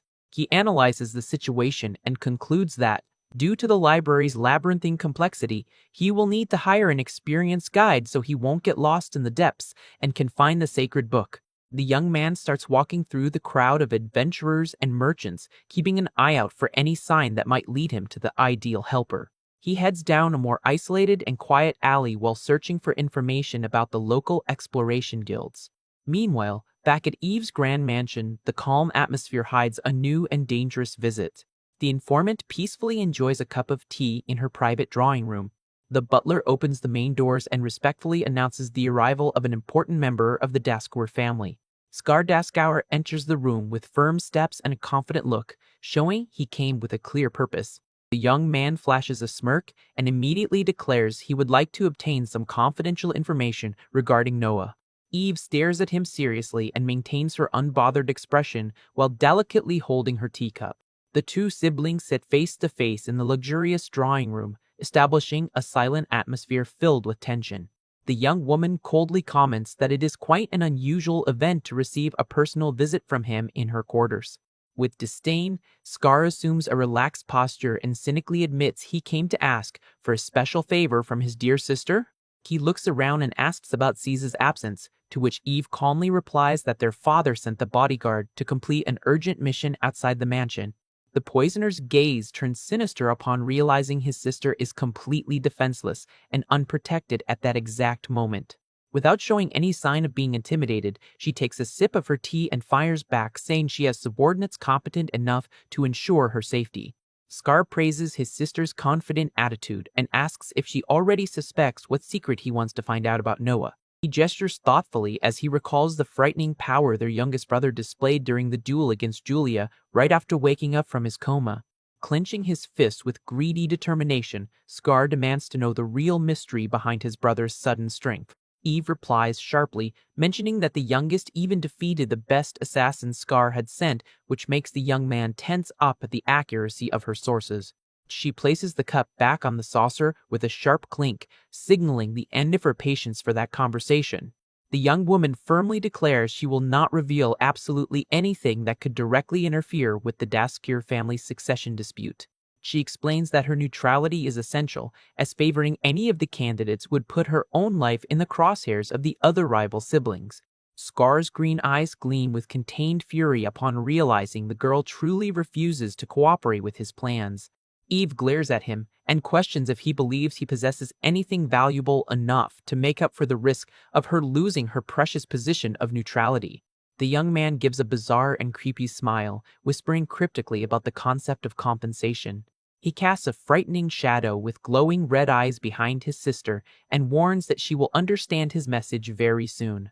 While the conspiracy unfolds at the mansion, the immense tower of the Infinite Library stands imposingly under Arcanum's open sky. Noah walks calmly through the bustling streets of the magical city's market, observing the local trade while searching for his guide.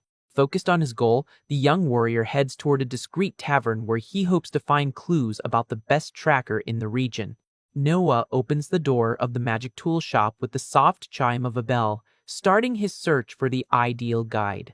Upon entering the establishment, he looks around and feels a massive wave of nostalgia when he recognizes the layout of the items on the counter. The shop owner, a man with a goatee named Osric Harvis, gloomily announces that the store is already closed for the day.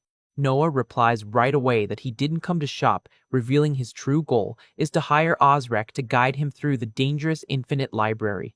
The shopkeeper promptly refuses the offer, claiming he no longer works as a guide.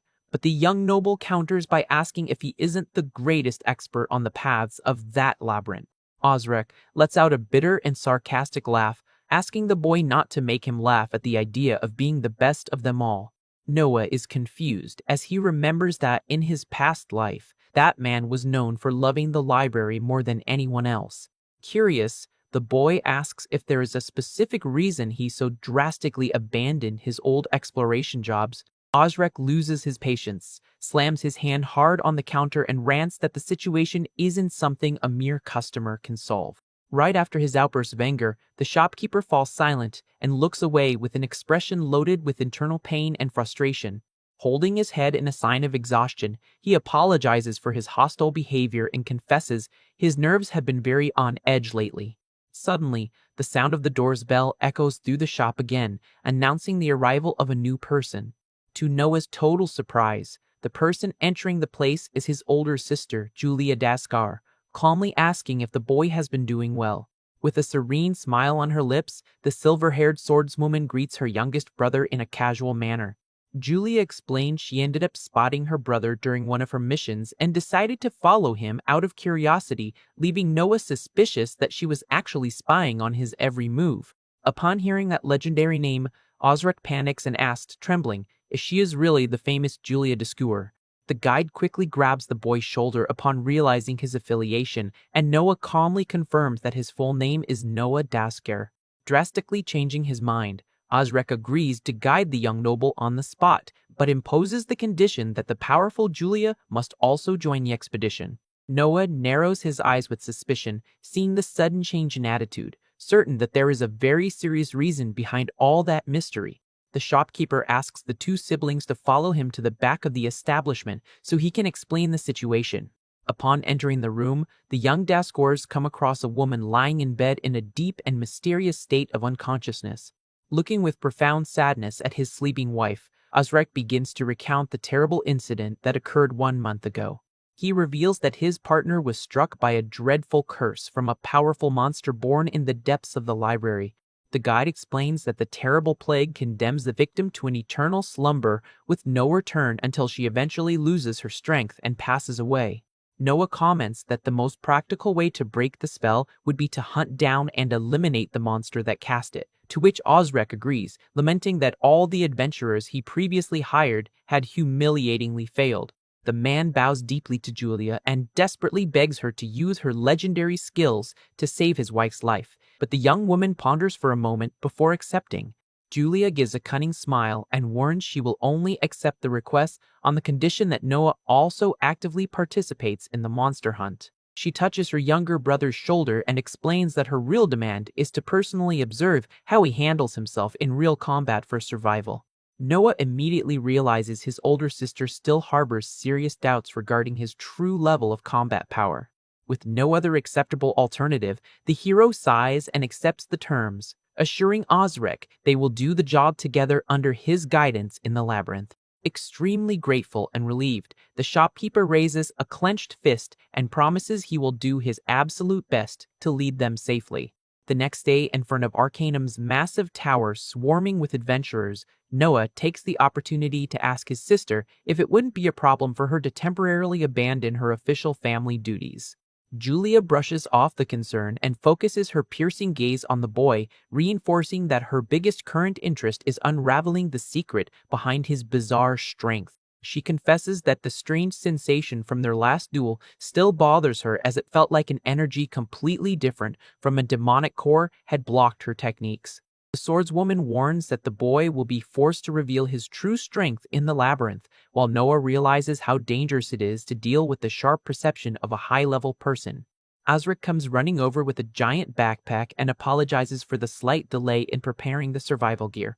With the trio properly ready, Julia gives the green light to begin their perilous incursion through the colossal doors of the library. Upon entering the building's main hall, they come across hundreds of explorers and guards getting ready for their respective journeys. Osric presents the official registration form at the counter and confirms that only the three of them will be participating in that day's expedition. In the distance, some adventurers whisper in fear when they see the guide back in action, pityingly commenting that the two young nobles will probably be the library's next fallen victims.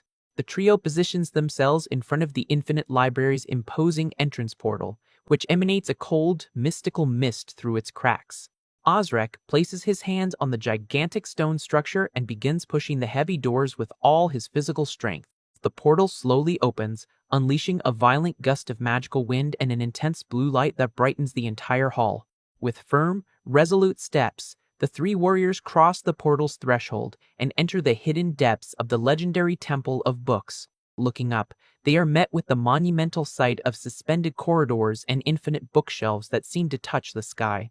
Julia smiles, impressed by the immensity of the scenery, and admits the place truly looks like a labyrinth impossible to navigate without a proper map.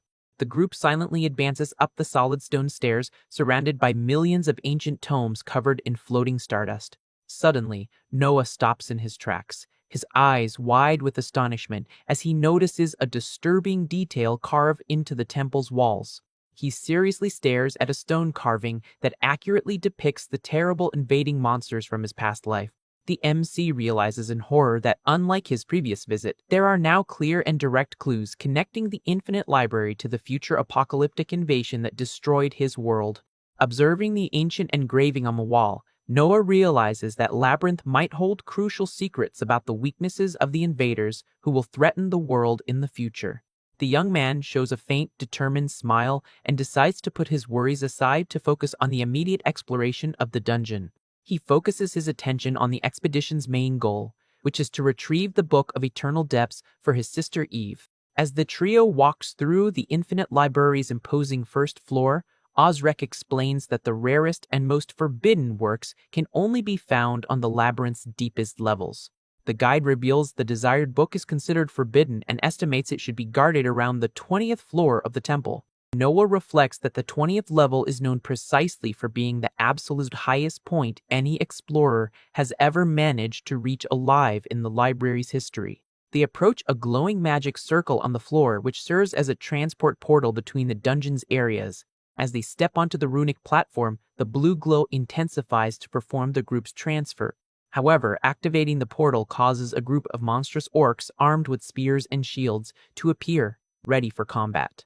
Osric frantically warns that monsters always guard the passages between floors and asks if the Discord siblings can handle that initial threat.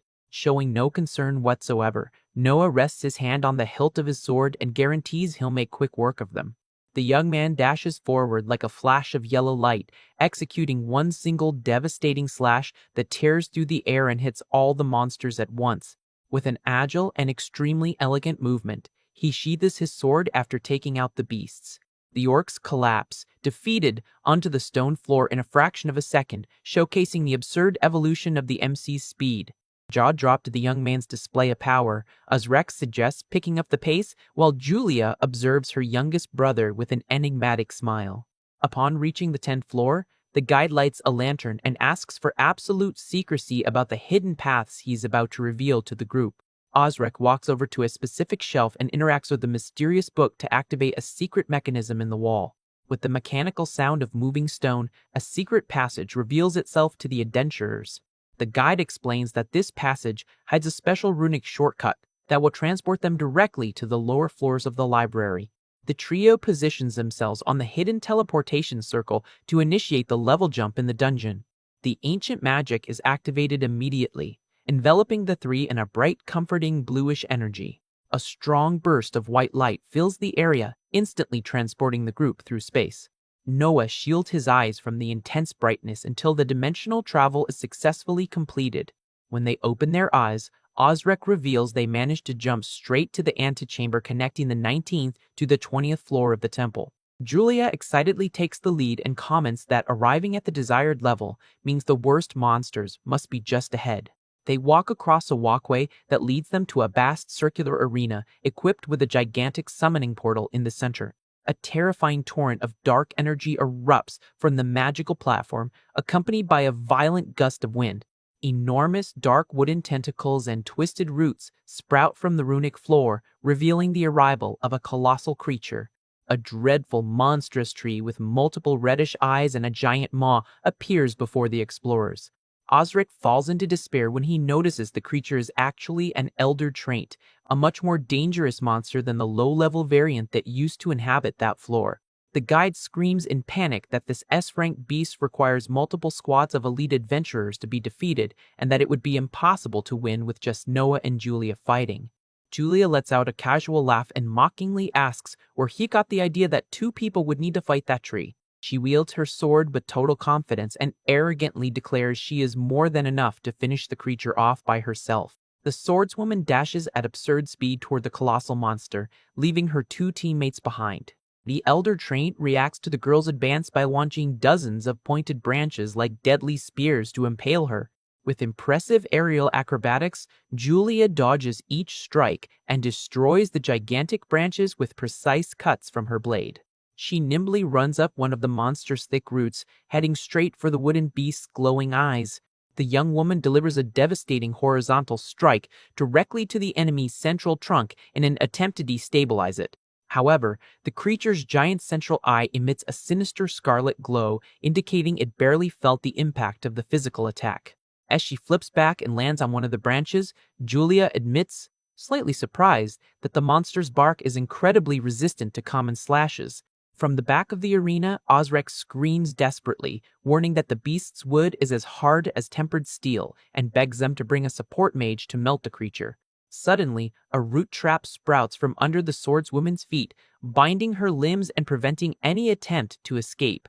Completely immobilized by the wooden claws, the silver-haired warrior is hoisted into the air before the monster's menacing gaze. The elder treant gathers its enormous branch fists and smashes the spot where the girl is trapped in an attempt to completely crush her. Desperate over the imminent tragedy, Noah draws his weapon and runs toward the monster, screaming his sister's name.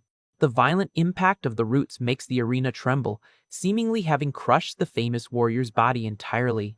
However, a gigantic column of black and red flames erupts from inside the wooden cocoon, activating the fifth form of the Shadow Flame style.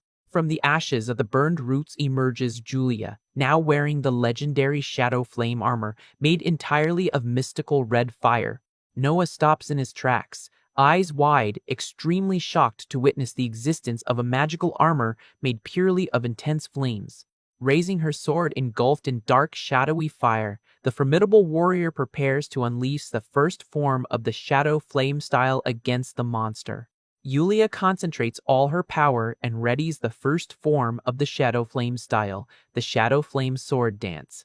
The immense elder treant rises imposingly to face the swordswoman with its giant maw and multiple reddish eyes. Without hesitating for a second, Julia leaps toward the opponent with her blade cloaked in black and red flames. She skillfully dodges every lunge from the monster's perilous roots as she advances at high speed. The young woman reaches the top of the wooden creature and comes face to face with its gigantic central eye. With a shout of determination, Julia delivers a devastating horizontal strike with all her might. A gigantic slash of scarlet energy tears through the air and hits the opponent's trunk head-on. The attack is so overwhelming that it cuts the colossal wooden monster completely in half amid an immense explosion. Julia walks calmly through the wreckage and dismissively comments that her sword would never be stopped by something as simple as steel. However, Osric screams desperately for her to be careful because the fight isn't over yet. Suddenly, a grayish root bursts from the ground and tightly latches onto the swordswoman's boot. In a matter of seconds, dozens of other wooden tentacles sprout from the soil and completely wrap around Julia's body. Even immobilized, she smiles confidently, knowing that tree-type monsters regenerate instantly unless they are completely reduced to ashes. The warrior then begins to gather an immense amount of flaming magical energy from the center of that root cocoon. Seeing the massive manifestation of power, Noah realizes his sister is about to use the third form of the Shadow Flame style. Understanding the imminent danger of her technique, the boy immediately grabs Osric's arm. Noah takes off sprinting and drags the terrified guide along, yelling at him to hurry up if he wants to survive. Meanwhile, with her eyes glowing a vivid scarlet, Julia prepares to unleash her devastating attack. She unleashes the Shadow Flame Explosive Burial, generating a colossal fire explosion that consumes the entire area. The shockwave and red flames chase Noah and Osric down the corridor as they try to escape in time. The two throw themselves to the floor at the very last second to avoid being hit by the devastating torrent of fire passing over them. Noah gets up from the freezing floor and asks if her plan was really to burn everything to ashes just to stop the monster from regenerating. Amid the dissipating smoke and remnants of magical energy, the swordswoman's imposing silhouette emerges untouched. Julia walks calmly toward them and naturally asks if they can continue advancing to the labyrinth now. Still trembling and on his knees, Osric is in total disbelief, seeing that she defeated that S-rank beast entirely by herself. Noah watches his sister and reflects on how the Shadow Flame style is the most specialized swordsmanship in pure offensive power on the entire continent.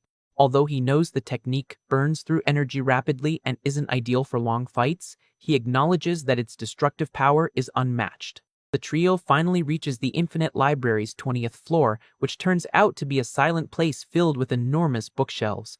While exploring the shelves for clues, Noah's attention is captured by something unexpected.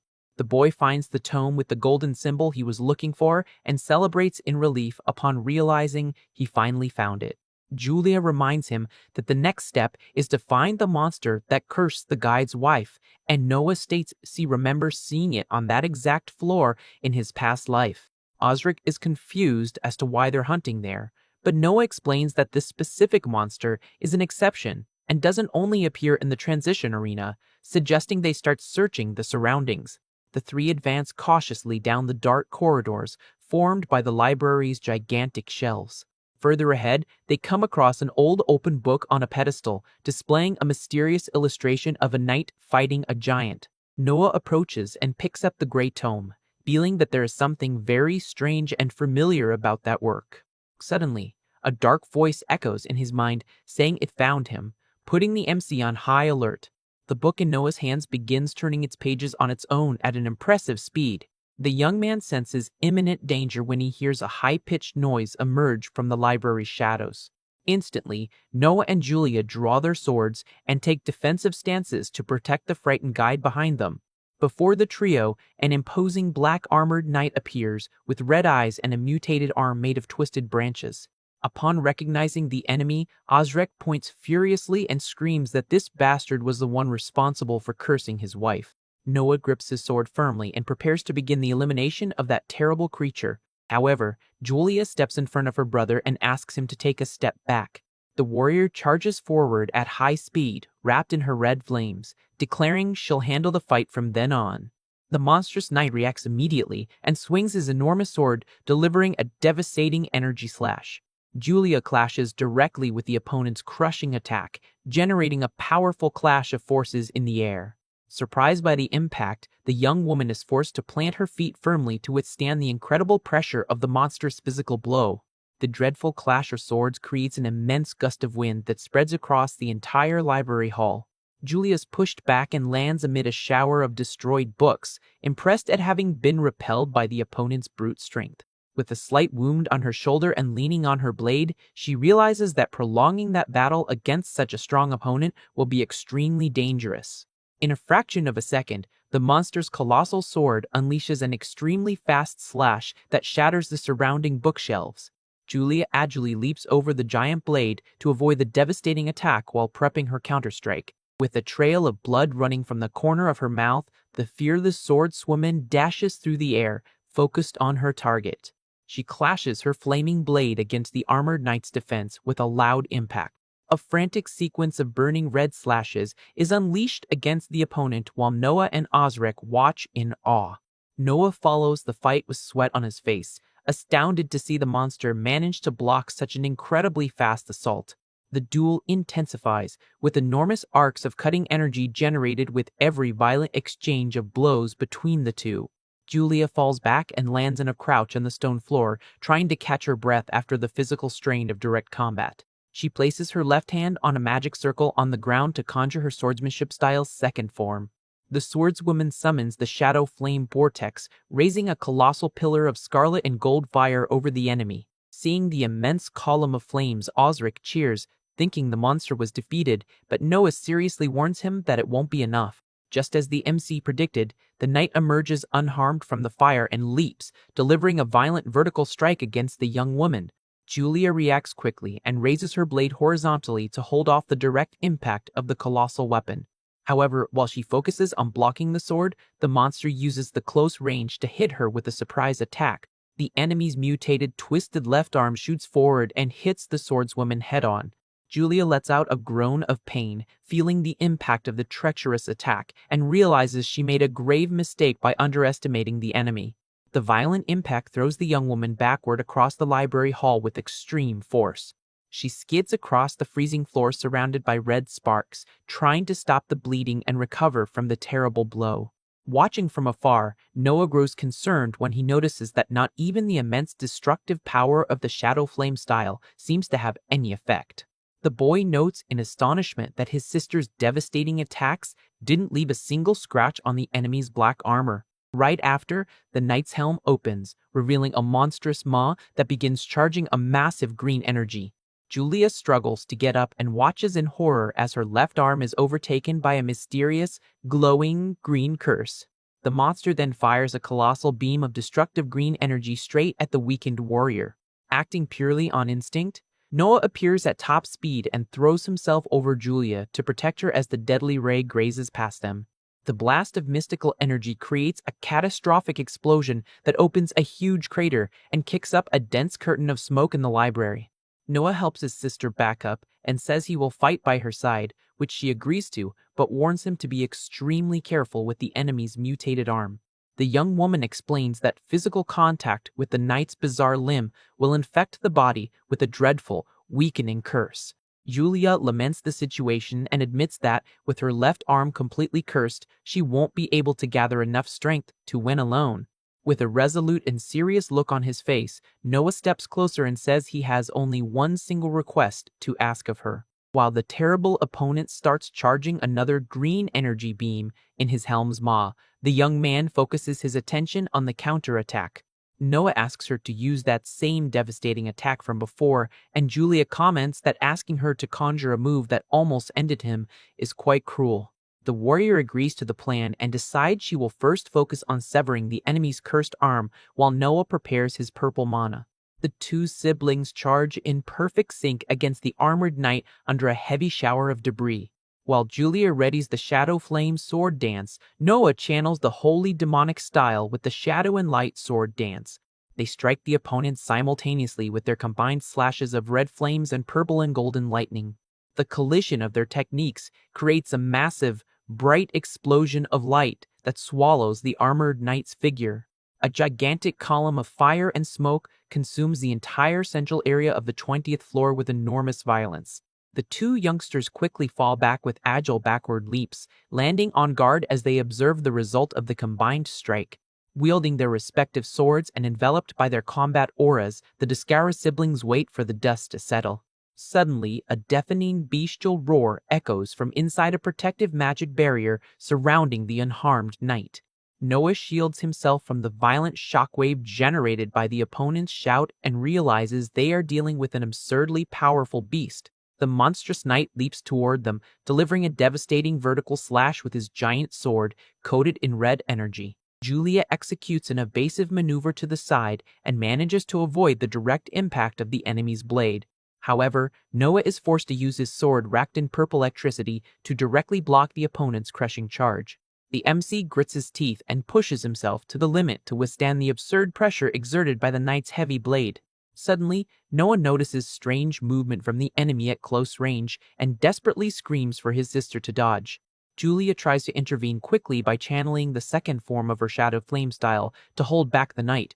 A massive explosion of yellow and red flames occurs when the attacks collide violently.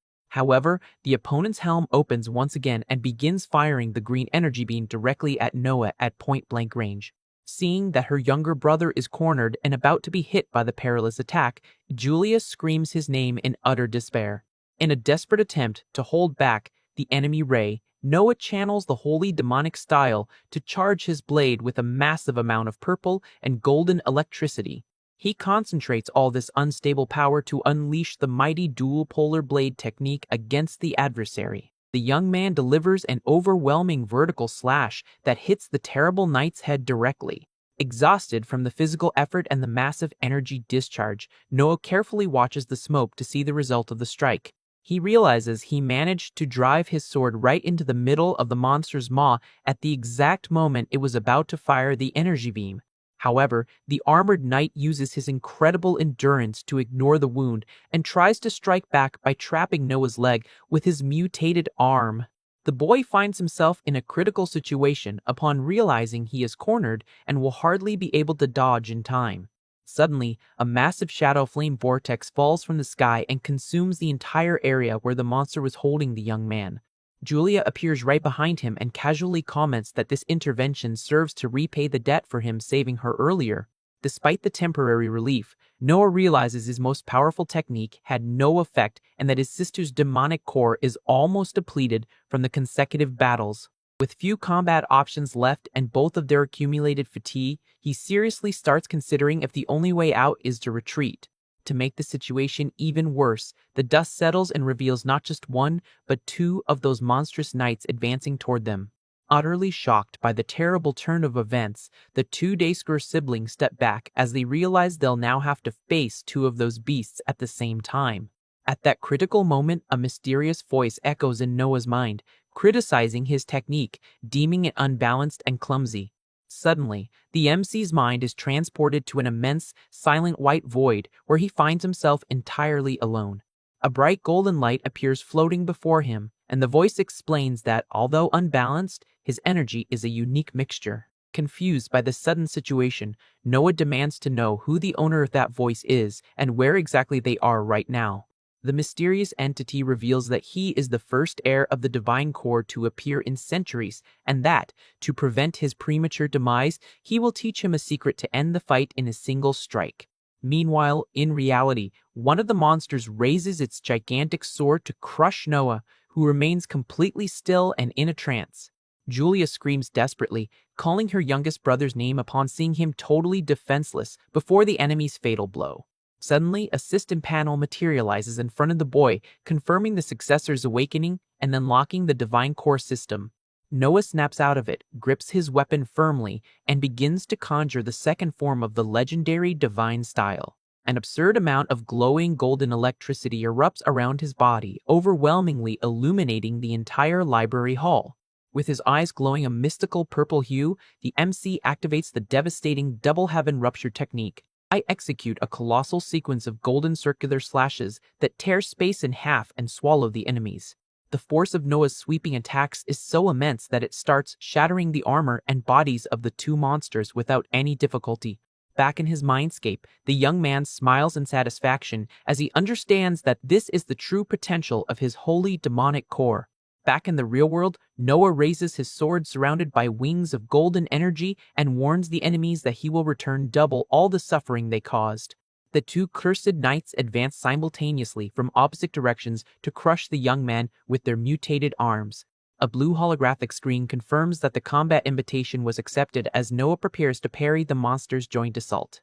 Back in the spiritual plane, Noah is surprised to see the mystical golden glow now emanating from his combat sword. He realizes with surprise that he indeed managed to successfully inherit all the ancestral power belonging to the divine core. The immense light before him gradually begins to condense until it takes on a clear human form. Before the boy, the imposing projection of a legendary blonde warrior wearing luxurious, shining golden armor reveals itself. The MC asks for the stranger's identity, who immediately introduces himself as Zex Baumuth, the previous heir of the divine core.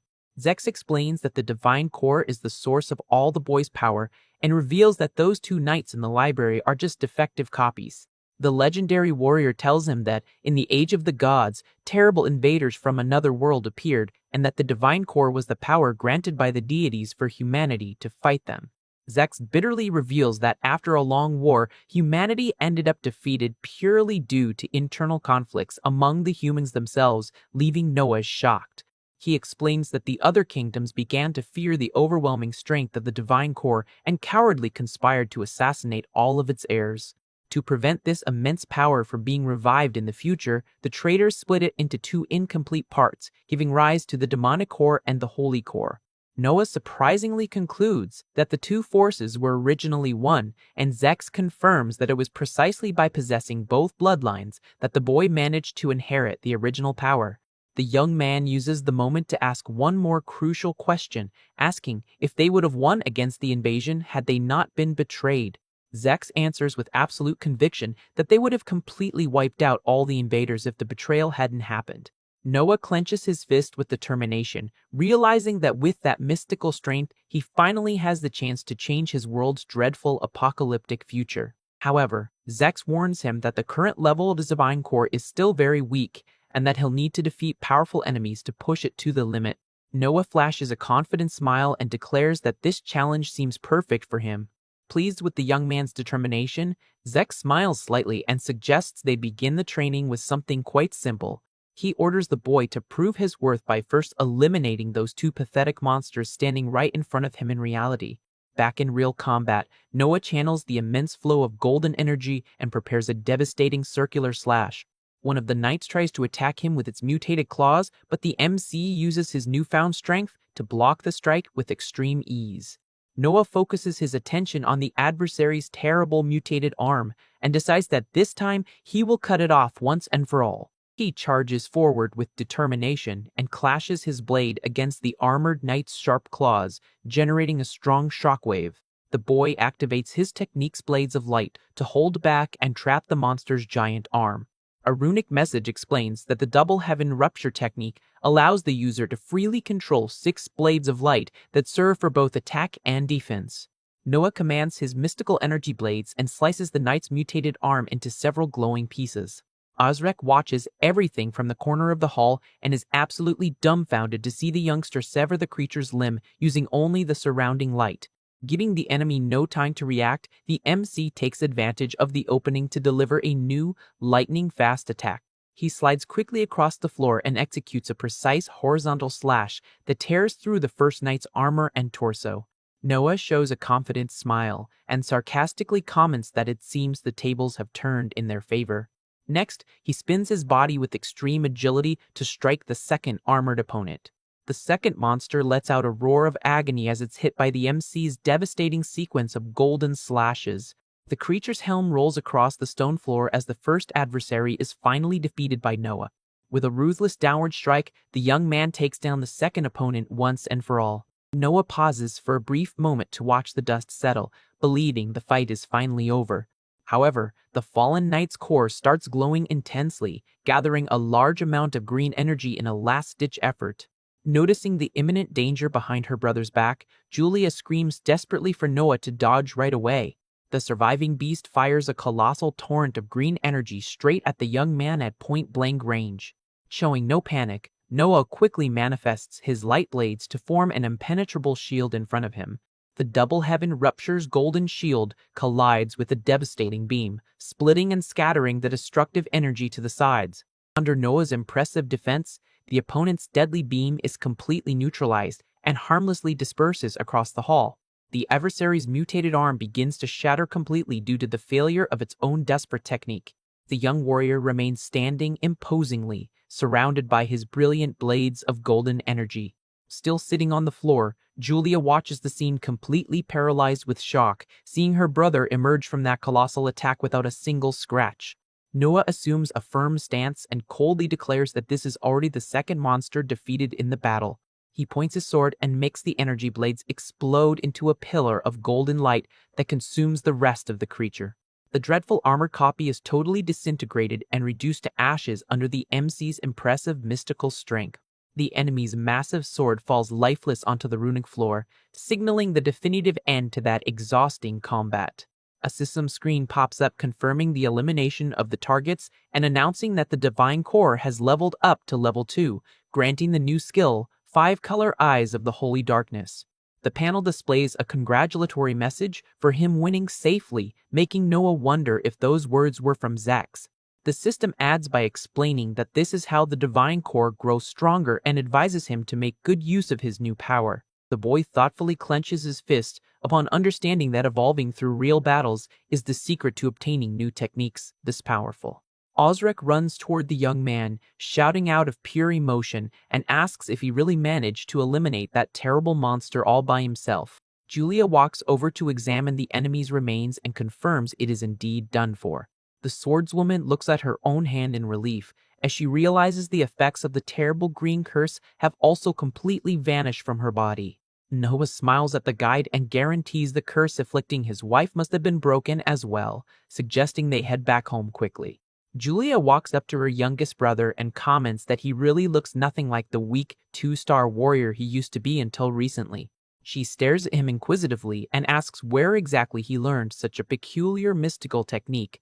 Met with his silence, the young woman accepts that he can't reveal the secret and explains that there are different schools of swordsmanship focused on handling the demonic core. Julia mentions Kyle Olsen's magic sword style, which serves as the fundamental basis for all warriors. Then, she brings up her own style, the Shadow Flame style, purely specialized in offensive power. She goes on listing the Shadow Lightning style used by Seascale Core, primarily focused on extreme speed. And finally, she cites the mysterious Abyssal style, whose main specialty is using tricks and combat camouflage. Julia concludes, intrigued, stating that Noah's techniques don't belong to any of these known schools, and asks what he is hiding. The two siblings stare at each other in silence for a few moments, sizing up one another's intentions. Julia flashes a faint, mysterious smile and decides to let the subject drop for now. The swordswoman turns her back and confesses she can barely wait for the day they finally put their demonic cores to the test in a real duel. Sometime later, back in the mansion's corridors, Kyle Olsen accompanies Noah and notices the Book of Eternal Depths the young man brought with him to trade for information with Eve. With quick steps, the MC reaches his adoptive sister's bedroom door and throws it open in a hurry. He finds the place completely trashed and runs over to see Skelkor, who is heavily injured, demanding to know what happened and who was responsible for Eve's kidnapping. The bodyguard angrily reveals that Scar took advantage of his absence to abduct the girl, adding that, according to the servants, that bastard was after information regarding Noah's weaknesses. Eve's maids cry in fear, worried that Scar forcibly took their mistress to extract the info he wants by any means necessary. Noah gives a slight ironic smile upon finally understanding that Scar was the real mastermind behind all the assassins sent to eliminate him. The boy calmly declares that the situation has now become simple and suggests going to save Eve right away, leaving Kyle Olsen surprised by the decision to face Allure directly. The MC smiles coldly at Kyle's comment and thinks that his strength and Scar's shouldn't even be compared on an equal footing. With an extremely intimidating and ruthless look, Noah tells himself that what will begin from then on will simply be a one-sided retaliation. Despite being badly hurt, Seascale Core stands up resolutely and insists on tagging along to personally fix his mistake for failing to protect Eve. Kyle fearfully suggests they at least wait to summon the mansion's soldiers, but Noah replies there's no time for that. The young noble adds, proudly stating that the Daskra family swords don't break just because they have fewer fighters. Faced with his young master's firm determination, Kyle agrees, and Noah tasks him with ensuring the mansion's total security while they are gone. The bodyguard solemnly thumps his chest and swears to protect the estate with his own life, no matter what happens. With everything properly settled, Noah and Cease turn their backs and prepare to invade Scar's personal territory. Riding their horses at top speed, the two warriors gallop urgently down the dirt road toward the rescue location. C's comments during the ride that, having known Eve for so long, he knows very well she is not an easy person for Scar to break or dominate. Curious about the loyalty shown, Noah praises their mutual trust and asks what motivated him to become E's personal guard in the first place. C stares straight ahead and confesses it's all because his demonic core is considerably inferior to his older siblings. He sorrowfully recalls a time when he was humiliated for his power's flaws, up until the moment Eve reached out to help him when he needed it most. The blonde swordsman goes on to explain that the only way to make up for his natural weakness was by refining his fighting style to the max, seeking to learn secret techniques that few knew. Hearing C's story, Noah finally grasps the reason why he couldn't predict his movements and peculiar swordsmanship in their previous duel. Determined to keep evolving to become stronger and stronger, C's reaffirms his oath to protect young Eve from any danger.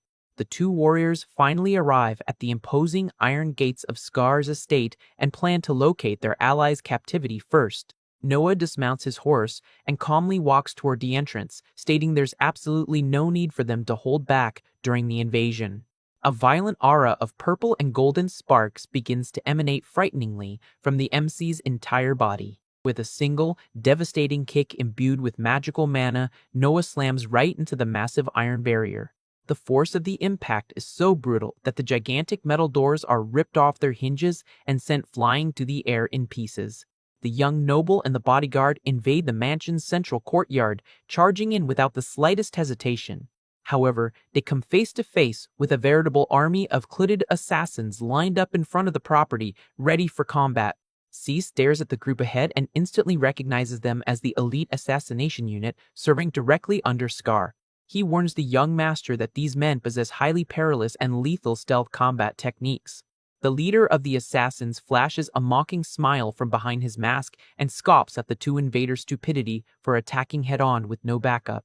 Giving no weight to the threat, Noah wields his sword wrapped in purple sparks and dryly demands they bring Scar before him, as he has no time to waste with henchmen. The squad leader glares at the boy with contempt, believing the young noble simply fails to understand the gravity of being at such a massive numerical disadvantage. One of the mercenaries silently leaps from the shadows in a swift attempt to ambush the MC from behind. Noah reacts with quick reflexes and blocks the assassin's dagger strike with his sword's blade. With a fluid motion, the boy delivers a powerful counterattack that sends the opponent flying far away, gravely injured. Furious over his ally's downfall, the guard's commander orders a general advance, declaring they will have no mercy on anyone who opposes Scar. Noah gathers his combat mana and prepares to face the horde of assassins rushing his way. He clashes his sword directly against the gang leader's weapon in a rapid collision that scatters colorful sparks through the air. The two engage in frantic aerial combat, trading fast and precise blows at close range. The masked assassin pushes himself to the limit to withstand the crushing force exerted by the young warrior's mana-imbued blade. Meanwhile, the rest of the enemies surround C-Skelcore from all sides to try to overpower him with numbers. The skilled guard leaps into the air nimbly to dodge the coordinated blades, trying to hit him simultaneously on the ground. Enveloped in a violent storm of blue lightning, he activates the third form of the Shadow Lightning style. C's unleashes the Shadow Lightning Cutting Flash, driving his sword into the ground and generating a massive electrical discharge in the area. A powerful blue shockwave sweeps across the courtyard with extreme violence, sending all surrounding opponents flying. Several mercenaries scream in agony as they are struck by the destructive lightning collapsing knocked out on the stone floor. C's lands gracefully surrounded by sparks of electricity and loudly challenges the remaining enemies to come at him all at once. Keeping an eye on the fight from the corner of his eye, Noah is relieved to realize he can leave that whole wing of enemies to C's. Taking advantage of the boy's momentary distraction, the assassin leader rushes at high speed to deliver a surprise dagger strike. At the very last millisecond, a strange runic scroll is thrown into the air right in the middle of the path between the two combatants. The magical paper instantly combusts, activating a red circle on the ground that glows intensely to unleash a new peril. Noah notices a strange red glow appearing beneath his feet and wonders what that sudden magic activation is all about. The assassin channels a dangerous secret technique that begins to coat his sword in a dense, sinister-looking purple energy.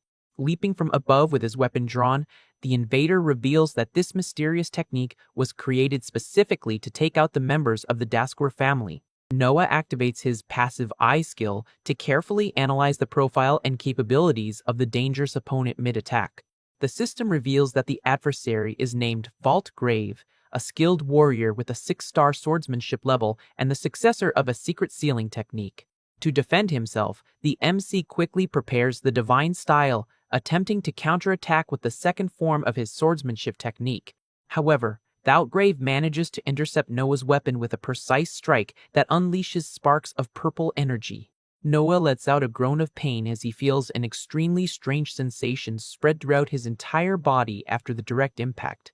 The assassin quickly backs away after retreating from the clash of blades, leaving a trail of mystical energy in the air. The young noble realizes in a panic that he cannot use his combat techniques, as that mysterious attack temporarily sealed the movements of his demonic core. Valgrave mocks in from behind his mask and warns him not to think he could defeat them using only common swordsmanship techniques. Sees Gelkor quickly runs to Noah's side to help him face the imminent threat. The blonde bodyguard analyzes the courtyard and points out that they are at a terrible numerical disadvantage with so many enemies approaching. Observing Noah's situation, Siege recognizes the gravity of facing such a problematic skill that nullifies the use of demonic cores. Knowing that time is short, Siege volunteers to hold off the henchman alone in the courtyard and orders the young master to move forward without hesitation. The loyal warrior tells Noah not to worry about him and tells the young man to run and give Scar a beatdown and rescue Eve once and for all. Even though he's worried about his ally, Noah accepts the decision and prepares to run toward the mansion's entrance. With a swift leap, the MC dodges the assassin's blades and charges with determination through Scar's courtyard. Noah runs at high speed toward the main residence while the elite squad tries to pursue him without success. C shows a confident smile and thinks that, even with his demonic core sealed, it will not make any difference as long as he can still use earth magic. The blonde warrior channels his power and makes a huge stone pillar emerge from the ground to launch one of the enemies into the air. C's activates the stone path magic, creating a gigantic rocky ramp that crushes the opponents with devastating force. He yells loud and clear to catch everyone's attention, falsely ordering them to search the isolated residence since it is the most suspicious place there. Valgrave notices the maneuver and shouts furiously that he will not let Noah pass, ordering his men to pursue the young heir immediately. But before they can move, a gigantic wall full of stone spikes violently erupts from the ground to take down several assassins. The masked leader clicks his tongue in deep irritation upon seeing his path blocked by that spiky rock barrier.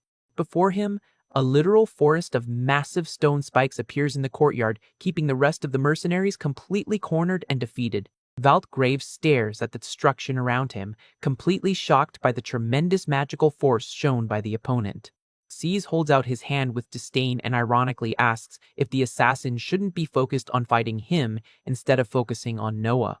Meanwhile, inside the mansion, Skardaskur questions Eve about what Noah's true secret is that she tries so hard to hide. Tied with firm ropes to a chair, Eve answers with disdain that it will be useless to keep asking that no matter how many times he tries. Scar smiles sadistically and threatens to use her maids as hostages to make her talk either way. Eve looks at the villain with deep disgust and states that having garbage like him as a younger brother is the biggest humiliation of her life. Scar turns abruptly toward the window upon hearing extremely loud noises of a clash coming from the outside of the property. The young prisoner smiles as she realizes that Noah has finally arrived, but Scar only mocks his brother's foolishness for deciding to invade the place head-on.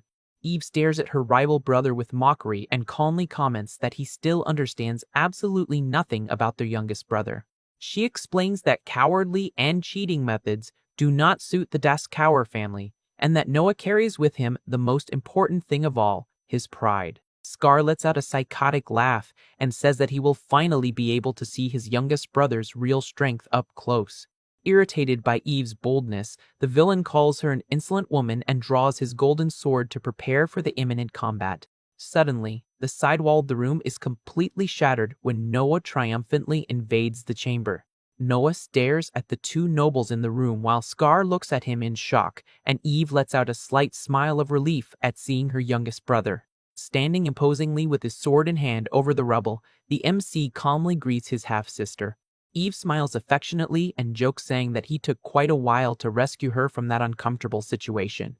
Scar points his blade directly at the invader and shouts Noah's name, taken over by an uncontrollable fury. Noah raises his sword resolutely and says coldly that it is time for them to settle that rivalry once and for all. The tension between the Descore family heirs reaches its peak inside the silent mansion as both prepare for the decisive duel. Scar stares at his youngest brother seriously and asks if he is really that sure he wants to settle that dispute right now. The villain smiles arrogantly and asks with disdain if Noah really believes he has any chance of beating him in a direct fight. With a calm and provocative smile on his face, the MC simply replies that he is absolutely sure of it. Furious at the youngest's audacity, Scar shouts in anger and charges forward with everything, unleashing a swift strike enveloped in black and purple flames to start the battle. Scar fiercely charges at Noah, and the two swords collide with such violence that purple and blue sparks cover the room. The shockwave resulting from the violent impact is so powerful that it destroys the wall and throws both of them out of the mansion. Even while falling toward the courtyard, the two rivals keep exchanging fast and punishing blows in the air amidst the debris falling from the wall. They land agilely on the stone floor of the outer courtyard, sliding backward to re-establish their combat stances. Noah activates his passive visual analysis skill again to deeply examine his brother's true capabilities and current level. The system screen reveals that Scar possesses 7-star swordsmanship and an impressive 8-star demonic core, besides being the creator of the abyssal style.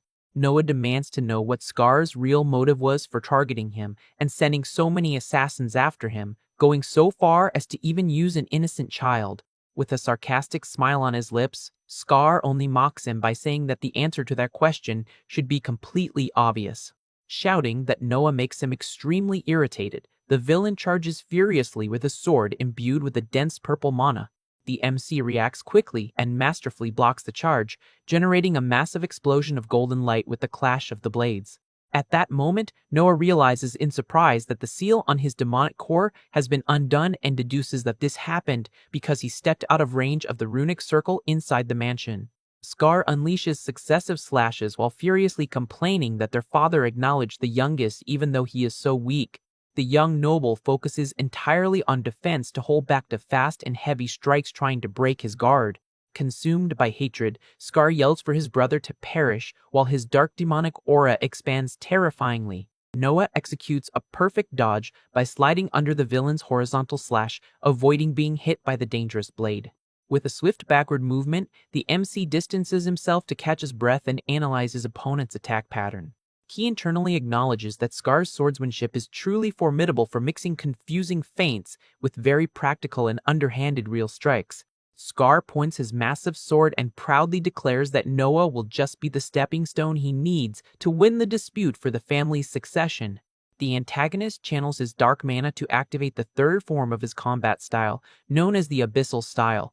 He summons the Phantom Legion, Night March, causing a terrifying army of skeletal warriors to emerge from the purple mist. The monsters advance relentlessly, but Noah slices through them with extreme ease using precise slashes of his light-bathed sword.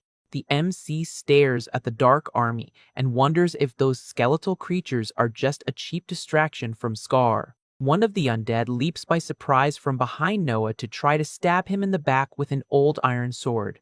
Noah notices the enemy presence in time and quickly spins his body to defend against the treacherous ambush. He blocks the skeleton's attack at the last second, keeping his stance firm against the opponent's weight. Gritting his teeth from the effort, the young noble notes that it is not a common magical illusion, since the monsters have actual physical mass. More and more skeletal warriors run toward the young man with their weapons raised, ready to overwhelm him.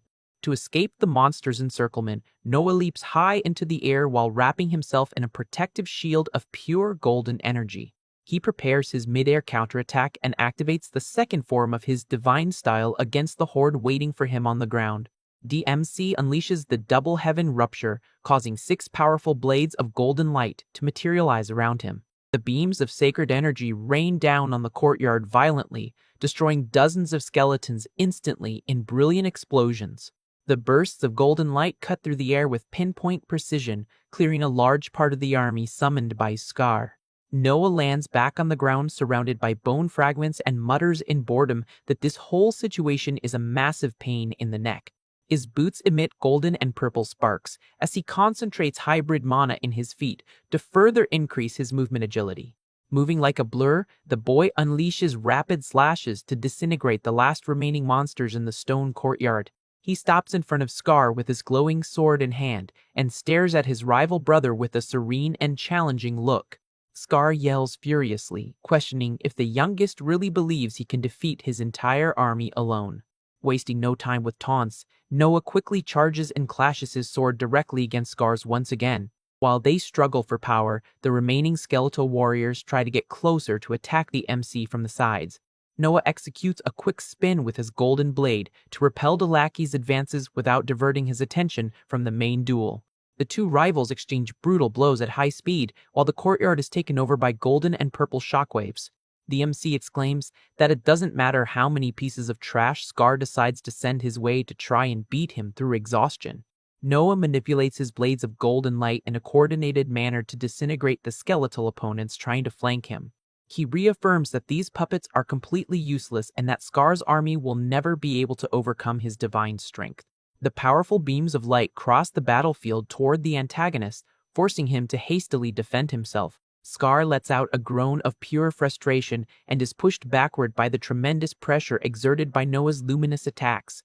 The two warriors face off at a certain distance in the vast courtyard while the dust and remnants of magical energy begin to dissipate. Determined to end the fight, Scar drives his dark sword directly into the stone ground to channel a large-scale destructive technique. The impact generates immense cracks in the ground and causes sharp spikes of purple energy to sprout from the earth with extreme speed. Noah quickly retreats with agile leaps upon noticing that the ground beneath his feet is collapsing before the devastating advance of that magic from Scar. From the depths of the cracks in the stone floor, a colossal and terrifying skeleton dragon summoned by Scar emerges. Pointing his blade directly at Noah, the villain furiously orders the giant monster to tear the opponent to pieces without mercy. The colossal creature lets out a piercing roar right in front of the MC, ready to swallow him whole.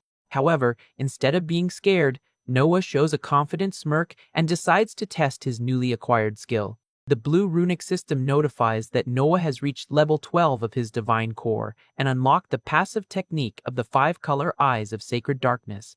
The young heir readies his sword and channels the mystical energy necessary to execute the 5th form of the divine style.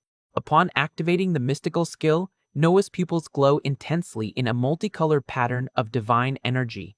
With an impressive leap, the MC easily dodges the dragon's frontal charge and rises into the air. Noah floats majestically above the giant creature's head while it tries to locate him high above the courtyard. Then, he plummets at high speed, aiming directly at the top of the opponent's head with his energized sword. The MC's multicolored mystical gaze clashes directly with the reddish and gloomy glow of the skeletal beast's eyes. Upon striking the monster's head, Noah injects his sacred mana to directly interfere with the control of Scar's summoning technique. The gigantic skeleton dragon ceases its attacks and becomes completely docile, now serving as a mount for the MC under Scar's astonished gaze. Scar falls into complete despair and desperately yells for the beast to snap out of its trance and destroy the youngest immediately. Noah calmly explains that it is useless to try to take back command, as his divine eyes deciphered the enemy technique and assumed total control over the creature. The young man mocks him, stating that the beast is now his subordinate, leaving Scar infuriated to the point of screaming at his brother's tricks. Consumed by extreme hatred, the villain draws his weapon and activates the 1st form of his abyssal style to try and turn the tables. He fires the piercing Shadow Fang technique, launching a violent blast of purple energy directly at his own dragon. A massive magical explosion consumes the area, completely destroying the colossal summoned creature in a rain of dust and debris. In the midst of the smoke from the impact, Scar tries to take advantage of the distraction to land a surprise strike with his sword against Noah. The villain still tries to understand how the youngest managed to nullify and steal control of his most powerful technique so simply. Unwilling to accept defeat, Scar insists on using the first form of his dark swordsmanship style again. He concentrates all his remaining energy to unleash another long-range, punishing charge against the MC. Another massive detonation of dark mana shakes the property's courtyard, raising an immense curtain of gray dust.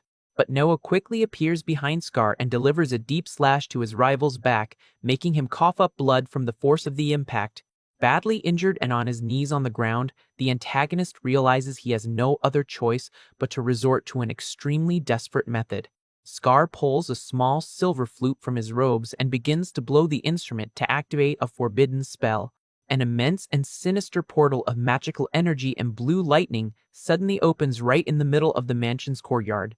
From inside the mystical portal, two hooded assassins emerge, holding Eve Dasgor hostage at the point of their sharp swords. Scar shows a sadistic smile and asks Noah if he hadn't come there precisely to rescue their sister. The leader of the mercenaries presses the cold blade directly against Eve's neck to pressure the MC into surrendering. Scar warns coldly that if Noah takes a single step, the young hostage will end right there, drawing an expression of pure fury from the youngest. The villain adds to his disgusting blackmail by promising to free Eve as soon as he finishes taking down Noah personally. Unable to attack because of the imminent threat, the young noble grits his teeth in deep frustration as he tries to come up with a plan. Suddenly, a gigantic and devastating column of crimson energy plummets from the sky right into the middle of the stone courtyard. Scar is startled by the violence of that sudden attack and wonders where such a display of magical power came from. When the dust settles, Damien Dasker emerges imposingly on the spot, wearing his heavy black armor and carrying his giant shield. Scar and Noah are completely paralyzed with shock upon recognizing the intimidating presence of their older brother there. Damien states coldly that Eve had already announced her non-participation in the war for succession and that Scar should respect that decision. Still trying to maintain a pose of superiority, Scar shouts irritably, questioning what Damien has to do with that specific situation. With his red eyes glowing intensely in a crimson aura, Damien warns that he will eliminate Scar personally for breaking the family's laws. Scar clicks his tongue in deep irritation upon realizing that his advantage with the hostages was completely nullified by the older brother's arrival. The villain glares at Damien with deep hatred in his eyes and yells at him not to dare underestimate him like that. Scar stands up resolutely and reminds everyone that this dispute is a sacred combat where their demonic cores are at stake. The antagonist furiously claims that he will let absolutely no one interfere in his path, regardless of who the opponent is. However, Eve smiles calmly behind Damien and points out that interfering in a duel for the demonic core also constitutes a clear violation of the rules. Damien agrees with his sister's observation, lowers his weapon, and orders Noah and Scar to finish their fight with all their might while he watches the outcome. Confident and free from distractions, Noah once again wields his purple sword and invites Scar to resume the fight from where they left off. The MC smiles provocatively and asks if his brother would be incapable of fighting for real without relying on defenseless hostages or children. Scar grits his teeth with deep resentment upon realizing that all his siblings continue to treat him with absolute contempt. Scar decides to give it his all and activates the seventh form of the abyssal style to turn the game in his favor. The villain manifests the shadow-clad suit, causing dense purple and dark energy to envelop his body like a cloak. With eyes wide with madness, Scar points his blade at Noah and screams that this time he will cut him into pieces. Noah prepares for the charge and reflects that the abyssal style specialty is confusing the opponent's senses during the fight. He concludes that if he attacks aggressively without giving the opponent any opening, he will be able to maintain the upper hand in the combat. The two heirs advance simultaneously and clash their swords in a direct, extremely high-speed confrontation. Scar uses his illusions to create dark clones of himself, attacking the MC from multiple angles at the same time. Noah reacts by activating the double heaven rupture, making his blades of golden light spin around him to defend him. He launches the barrage of golden slashes, but Scar manages to dodge with quick and fluid movements through the shadows. The MC is momentarily shocked to realize that his rival was able to block and escape his double heaven rupture. Without giving Noah time to breathe, Scar prepares the fourth form of the abyssal style. The villain unleashes the invisible slash, generating a violent spiral of highly destructive red and dark energy blades. Noah tries to defend himself by crossing his sword in front of his body, but he is bombarded by the overwhelming force of the enemy's technique. The young noble grits his teeth as he tries his hardest to resist the overwhelming pressure of the multiple dark slashes. One of Scar's attacks manages to tear Noah's cheek, making him bleed and realize that this technique, strengthened by the demonic core, is almost unblockable. The force of the impact violently pushes the MC backward, causing him to slide across the courtyard stone floor. Scar advances quickly through the smoke and shouts, asking where his youngest brother thinks he is running off to. The two return to exchanging fast blows in the air, generating violent explosions of golden and purple energy all over the battlefield. Noah lets out a groan of pain as he feels the weight of exhaustion and the accumulated damage on his body begin to take its toll. On the other side, Scar stares at his brother seriously and acknowledges his impressive skill for avoiding a fatal injury in that extreme situation. Panting, Noah wipes the blood from his face and prepares for the dangerous opponent's next charge. A new and violent clash of mystical energies makes the courtyard floor tremble before the fury of the two combatants. Noah agilely dodges the cutting blast that Scar unleashes relentlessly to try to corner him. The MC analyzes the opponent's abilities and notes that his defensive power is truly formidable, enough to stop his best techniques. Noah questions why someone with so much talent and strength had to resort to tricks and hostages instead of disputing the succession fairly. Scar adopts a bitter expression and shouts that he did all of that because their father never acknowledged him, claiming that his talent for illusions was useless to the Dosker family.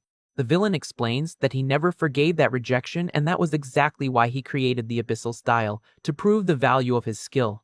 Scar remembers with resentment how their patriarch Victor Daskoer would walk right past him without even glancing at him, even after he mastered new techniques. With his eyes consumed by a burning fury, the young man declares that now he has no other alternative but to win the succession war by any means necessary. He obsessively states that he will make his father acknowledge his true power, even if he has to bathe his hands in blood to do so. A gigantic column of red and black energy rises around Scar as he destructively channels all his mana. Shouting that the conversation is over, the villain orders Noah to prepare to become the stepping stone that will guarantee his final victory in the family dispute. Scar prepares to unleash the ninth form of the abyssal style, accumulating a colossal sphere of crimson energy on his blade. The antagonist activates the Dragon's Burial Destruction technique, conjuring an immense and terrifying reddish energy serpent. The gigantic crimson dragon rises majestically into the dark sky under the tense gaze of everyone present on the property. The terrible energy creature plummets toward the ground, with its jaws open to devour the youngest heir. A brutal explosion of red light shatters the stone floor of the outer courtyard in a cataclysmic impact. In the midst of the destruction, Noah manages to protect himself at the last second using a spherical barrier of pure golden light. The MC emerges intact from the smoke with his blade glowing intensely with golden electricity, but visibly worn out. Scar's colossal red serpent rises again behind its master, ready to deliver the final blow. Noah feels a sudden weakness and realizes in a panic that his demonic core's mana is about to run out completely. Scar shows a victorious smile and mocks him, saying that the youngest has reached his absolute limit and has no chance of winning with just ordinary swordsmanship. However, Noah reaches into his pocket and pulls out a small object he had kept hidden all this time. Scar's eyes widen in shock, and he wonders in amazement what it is that his youngest brother is holding. The MC smirks and reveals that he solidified the poison that Scar had been ordering the maids to put in his drinks for years into a stable pill. Without hesitating for a single second, Noah puts the poisonous pill in his mouth and swallows it in front of his astonished rival. Scar yells in horror, asking if the youngest has lost his mind, since that highly toxic substance amplifies the demonic core to the point of making him lose control in a permanent way. But enveloped in a colossal and brilliant tornado of golden lightning, Noah replies that his body has already developed total immunity against that poison. The young man adds confidently that, in his immune body, the toxin becomes the perfect medicine to make up for his core's lost mana. The blue system interface appears before Noah, notifying that his divine core has reached level 20 and unlocked the Flash of Light and Darkness technique. A brief memory of his past life as Xenon resurfaces in his mind, reinforcing his determination to never let a tragedy repeat itself. Noah concentrates all his newly acquired mana into his sword to activate the second form of his divine style. He executes the flash of light and darkness technique, covering the entire courtyard in an overwhelming storm of golden and purple lightning. While Scar charges forward, screaming in a rage alongside his gigantic crimson dragon, Noah shoots forth like a true energy meteor. The two rivals collide in a clash of fast and overwhelming slashes, tearing the energy dragon in half with extreme ease. The violent clash between the divine light and the abyssal darkness generates a colossal explosion of destructive energy that sweeps the outer courtyard. The courtyard is consumed by a blinding glare as the forces from both sides cancel each other out in a cataclysmic impact. A gigantic dome of fire and dust expands terrifyingly, destroying everything around the mansion. A dense cloud of smoke and stone debris completely covers Scar's property after the colossal detonation. Damien Discore flawlessly uses his giant shield to block the shockwave and protect Eve from the rain of stones. Slowly, the dust begins to settle in the devastated courtyard under the attentive and silent gaze of the spectators. Damien holds his ground in the same defensive position as the smoke finally begins to clear from the battlefield. Both Damien and Eve watch the center of the courtyard in absolute silence, anxious to see who came out victorious from the confrontation. The smoke reveals Noah standing with his sword in hand, while Scar is on his knees leaning heavily on his weapon. Noah points his blade directly at his defeated rival's neck and calmly declares that he does not wish to take his life. The MC dryly demands that his brother surrender, while Scar keeps his head down, face hidden by the shadows. The villain pretends to accept defeat, claiming that he will hand over his demonic core, to which Noah replies that he accepts the surrender. However, Noah's reflexes go on high alert as he notices a sudden, treacherous movement from his opponent. Scar draws a hidden dagger and unleashes a cowardly upward strike against the MC. The antagonist shows a maniacal and sadistic smile as he realizes his surprise attack caught the youngest heir off guard. Without hesitating, Scar stabs Noah directly in the chest in an act of extreme cowardice and betrayal. Damien and Eve watch the scene, completely shocked and horrified by the treacherous twist in the fight. The villain yells furiously that he would never surrender to someone like Noah, demonstrating all his accumulated resentment. Scar rants that he would never allow his youngest brother to stand above him, and forces the blade even deeper to spill the hero's blood. Noah lets out a groan of pain and staggers backward as he presses the severe bleeding wound on his chest. Desperate upon seeing the youngest brother's terrible state, Eve screams Noah's name in pure panic. She tries to run to help him immediately, but Damien stops her by extending his arm in a serious and prudent manner. Scar raises his sword with both hands and yells that this whole family dispute will finally end right there. However, even severely injured, Noah reacts with quick reflexes and unleashes a devastating diagonal slash that tears across his rival's chest. Scar is violently thrown backward from the terrible impact, coughing up blood as he plummets unconscious to the ground.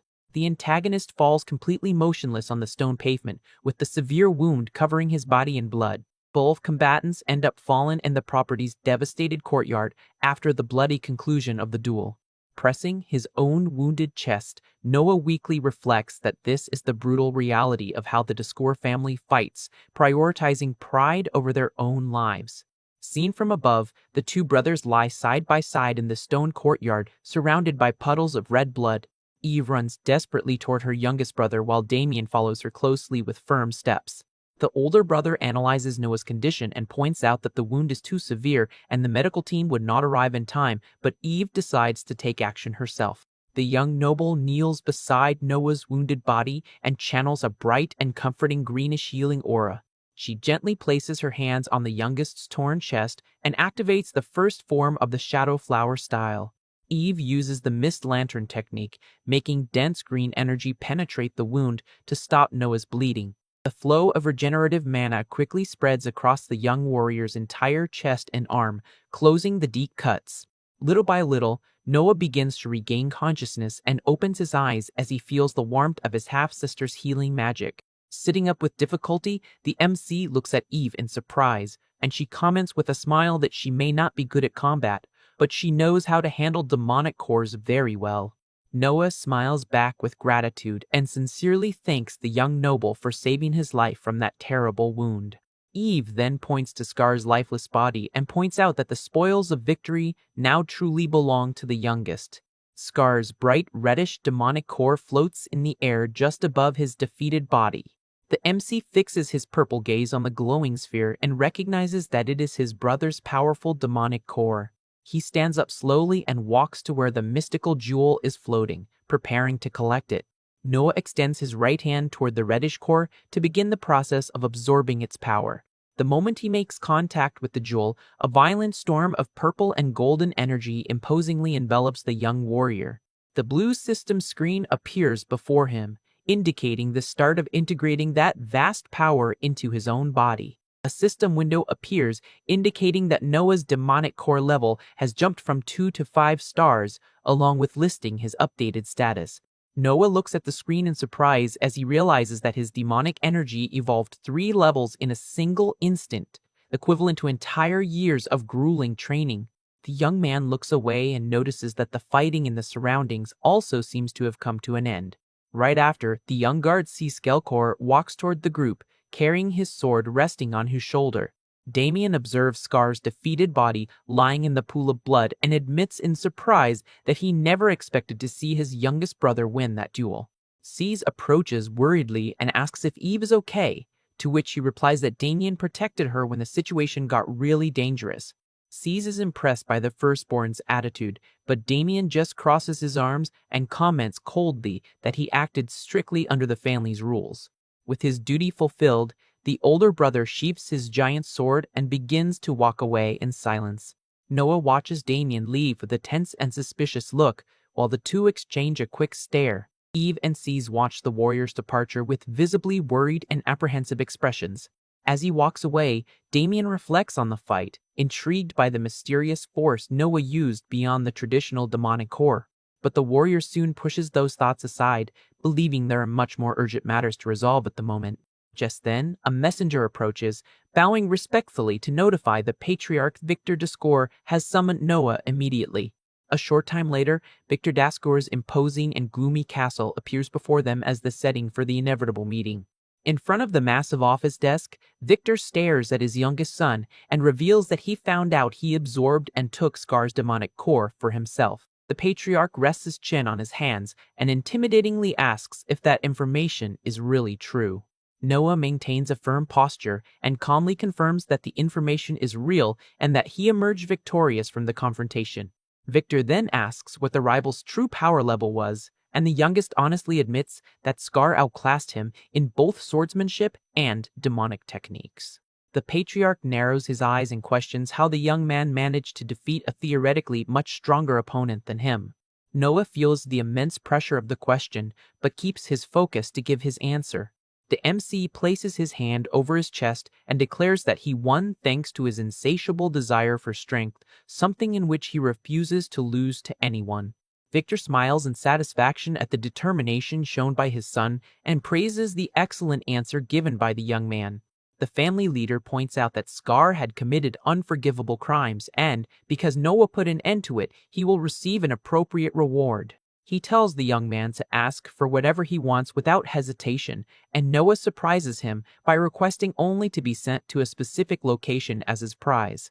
Victor is confused by the young man's apparent lack of ambition and points out that he could have demanded gold or legendary weapons. However, Noah replies with conviction that what he will gain at this destination will be infinitely more valuable than mere material wealth. Understanding that it is all part of the youngest's insatiable quest for power, the patriarch accepts the request and asks what the desired location is. Sometime later, a carriage travels steadily along a long, winding dirt road amidst the mountains. Inside the carriage, one of the maids comments that this trip must be the reward granted by Victor, but Noah seriously points out that they are not there on a sightseeing tour. The young man smiles confidently and tells the maids to take care of the matters around him while he focuses on his main goal. The young women, Lydia and Selena, gladly agree and state that they will handle everything with total dedication. Suddenly, Selena is startled by a sound and lets out a surprised gasp as she looks out the window.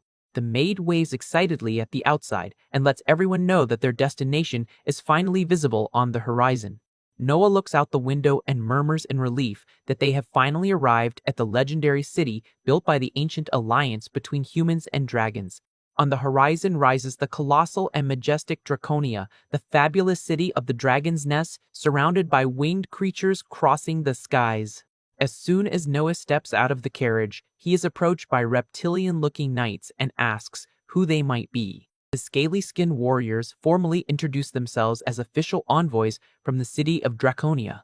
The dragon men mount their horses and offer to guide Noah's group the rest of the safe way to the city. However, in the middle of the journey, Noah's heightened senses go on high alert as he picks up a suspicious presence nearby. The MC stares at the mountainside with suspicion as he hears the echo of heavy footsteps approaching rapidly. Noah tries to stay calm in front of the guides, but the imminent danger soon reveals itself violently. Gigantic red creatures plummet from the cliffs, shouting that they have finally found the heir sent by the influential Daskauer family. A hulking monster lands roughly in the middle of the dirt road, kicking up a dense cloud of dust upon impact. Several other red-skinned horned warriors appear, completely blocking the path of Noah's group. The envoys from Draconia draw their swords in panic as they recognize the violent ogre clan and order Noah to retreat immediately. Noah draws his weapon and analyzes the situation, realizing that the ogre clan is the rival race disputing total control of that region with the dragon men. While the ogres value war and brute conflict, the dragon men prize order, maintaining a bitter war that has lasted for decades between the two species. One of the envoys explains that the attack has the clear goal of sabotaging the support offered by the Discord family, and the young man says he understands the gravity of the situation. Turning around quickly, Noah firmly orders Lydia and Selena to get inside immediately and protect themselves within the carriage. Meanwhile, the imposing ogres advance, mocking the weakness of their opponents and claiming that the city of Draconia has truly hit rock bottom to rely on a kid as reinforcements. The giant ogre glares at the young man dismissively and warns that he has no interest in wasting time with weaklings, suggesting he turn back immediately if he wants to be spared. Noah simply flashes a sarcastic smile in the face of his opponent's clear provocation. The MC channels his bright golden and purple electricity around his body and returns the exact same words, saying he will spare the monster if he decides to run away right at that moment. Completely enraged by the young man's audacity, the ogre roars, calling him an arrogant brat as he flexes his monstrous muscles. The gigantic reddish warrior charges toward Noah, furiously yelling that he is going to crush every bone in his body. The creature's violent charge hits the ground with full force, generating a massive explosion of dust and debris that covers the MC. Extremely nimbly, Noah unsheathes his blade under the electric glow of his protective aura. The monster clasps its massive fists together in a devastating downward blow, intending to crush him once and for all. However, Noah leaps high into the air at the last millisecond, perfectly dodging the terrible impact that shatters the ground below. Seen from above, the destructive attack completely cracks the stone ground in a huge diameter, but Noah remains floating safely in the sky, wrapped in magic. The young man begins his graceful descent toward the center of the crater under the opponent's disbelief. The ogre roars in anger at his missed strike and prepares to hurl a massive rock projectile at the youth. The monster throws a colossal rock toward the sky, but Noah tracks the projectile's path without showing any sign of concern. Noah raises his glowing sword and activates the first form of his divine style, the flash of light and darkness. With a devastating diagonal slash of golden and purple energy, the young man slices the immense rock in half without the slightest effort.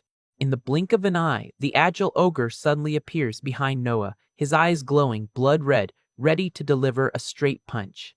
The monster throws the heavy punch, but Noah reacts fast and blocks the giant fist using only the blade of his sword. The brutal clash of forces generates a new wave of dust that spreads violently through the gorge.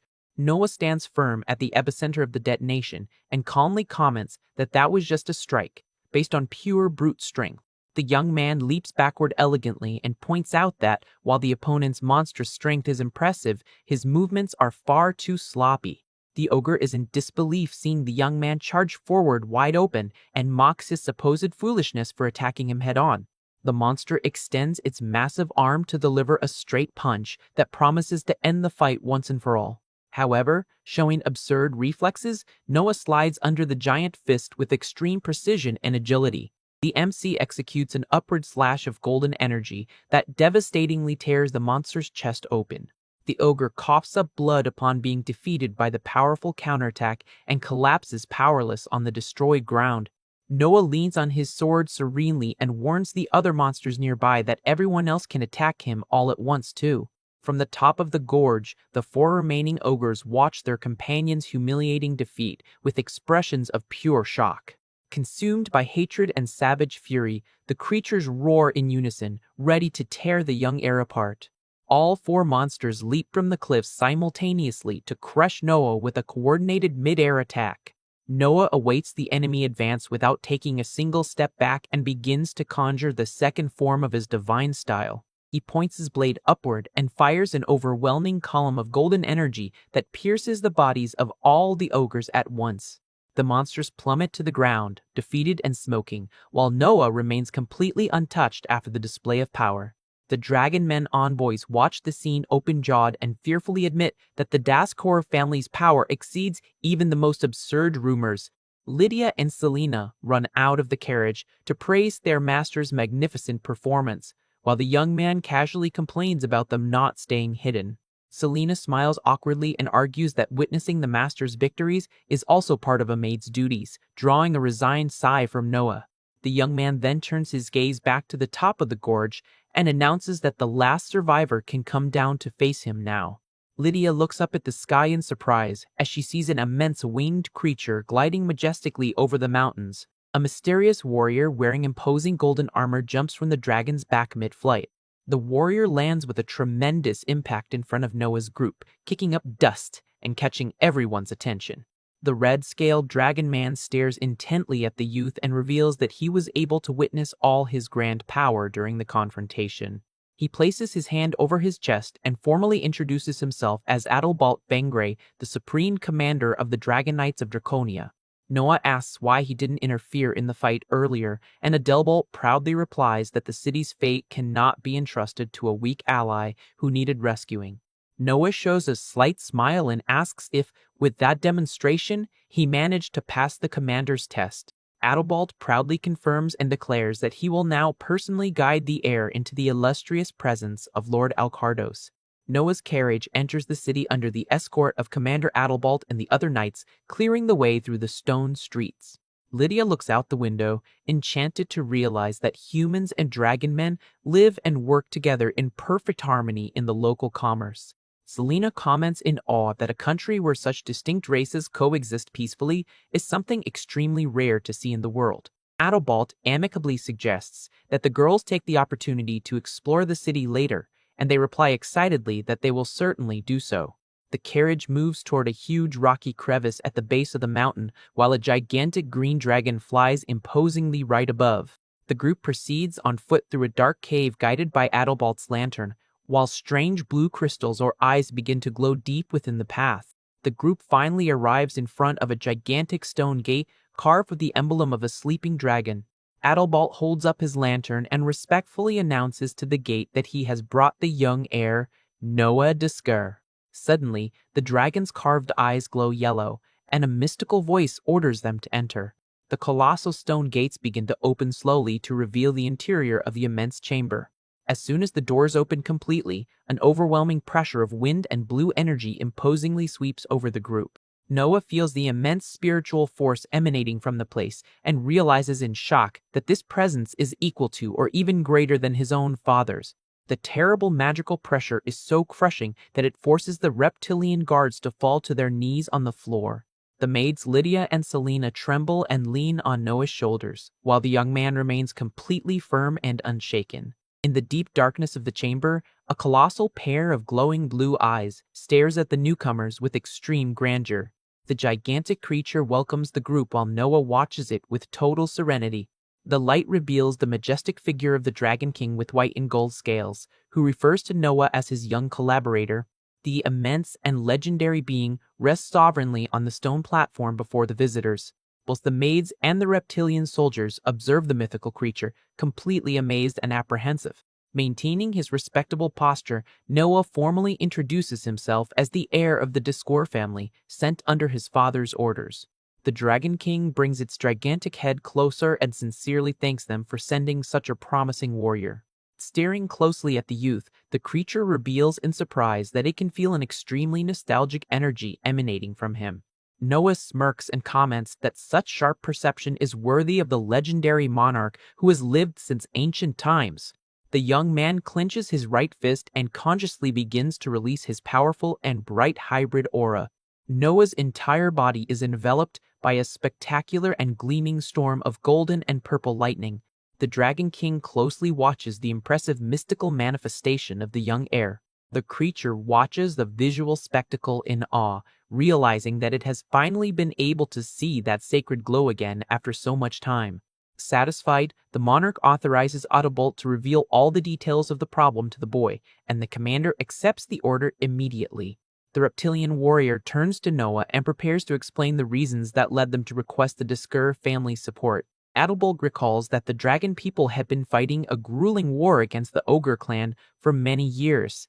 However, he reveals that the balance of power that kept the conflict stabilized has changed drastically in recent times.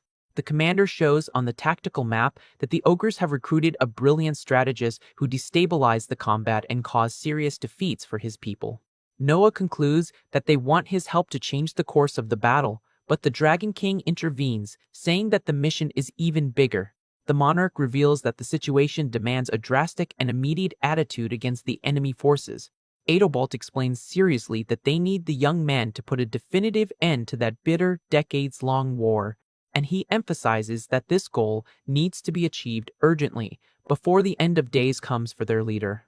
The commander laments as he reveals that the Dragon King, Lord Arkados, is about to reach the end of his long lifespan. Hearing this, Noah reflects in silence that the legendary monarch truly does not have much time left in this world. The young man knows that, when Arkados' life fades away, a new and coveted source of power known as the Core of Arkados will be born.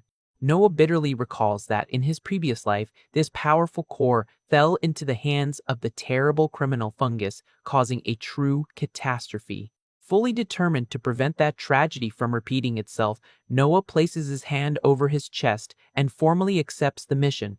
The Dragon King thanks him immensely and promises that, in exchange for the help, Noah will be able to keep his own body as material after his passing. Autobolt guarantees full cooperation in the mission and adds that there is a new and concerning tactical detail to be considered. The commander reveals that worrying rumors have surfaced that the ogres managed to obtain the legendary Sphere of the Eight Treasures. Noah adopts a thoughtful and serious expression upon hearing the name of the powerful artifact mentioned by the warrior. The young man knows that the Sphere of the Eight Treasures is an extremely dangerous, military-grade magical tool that poses a major threat. Noah guarantees that he will also investigate the item's whereabouts and plans to ask his sister E for help to find any useful clues. With the plans laid out, the MC says his goodbyes and starts walking back through the streets of the city of Draconia. Noah walks thoughtfully through the busy streets, realizing that this war could expand and he will not be able to solve everything alone.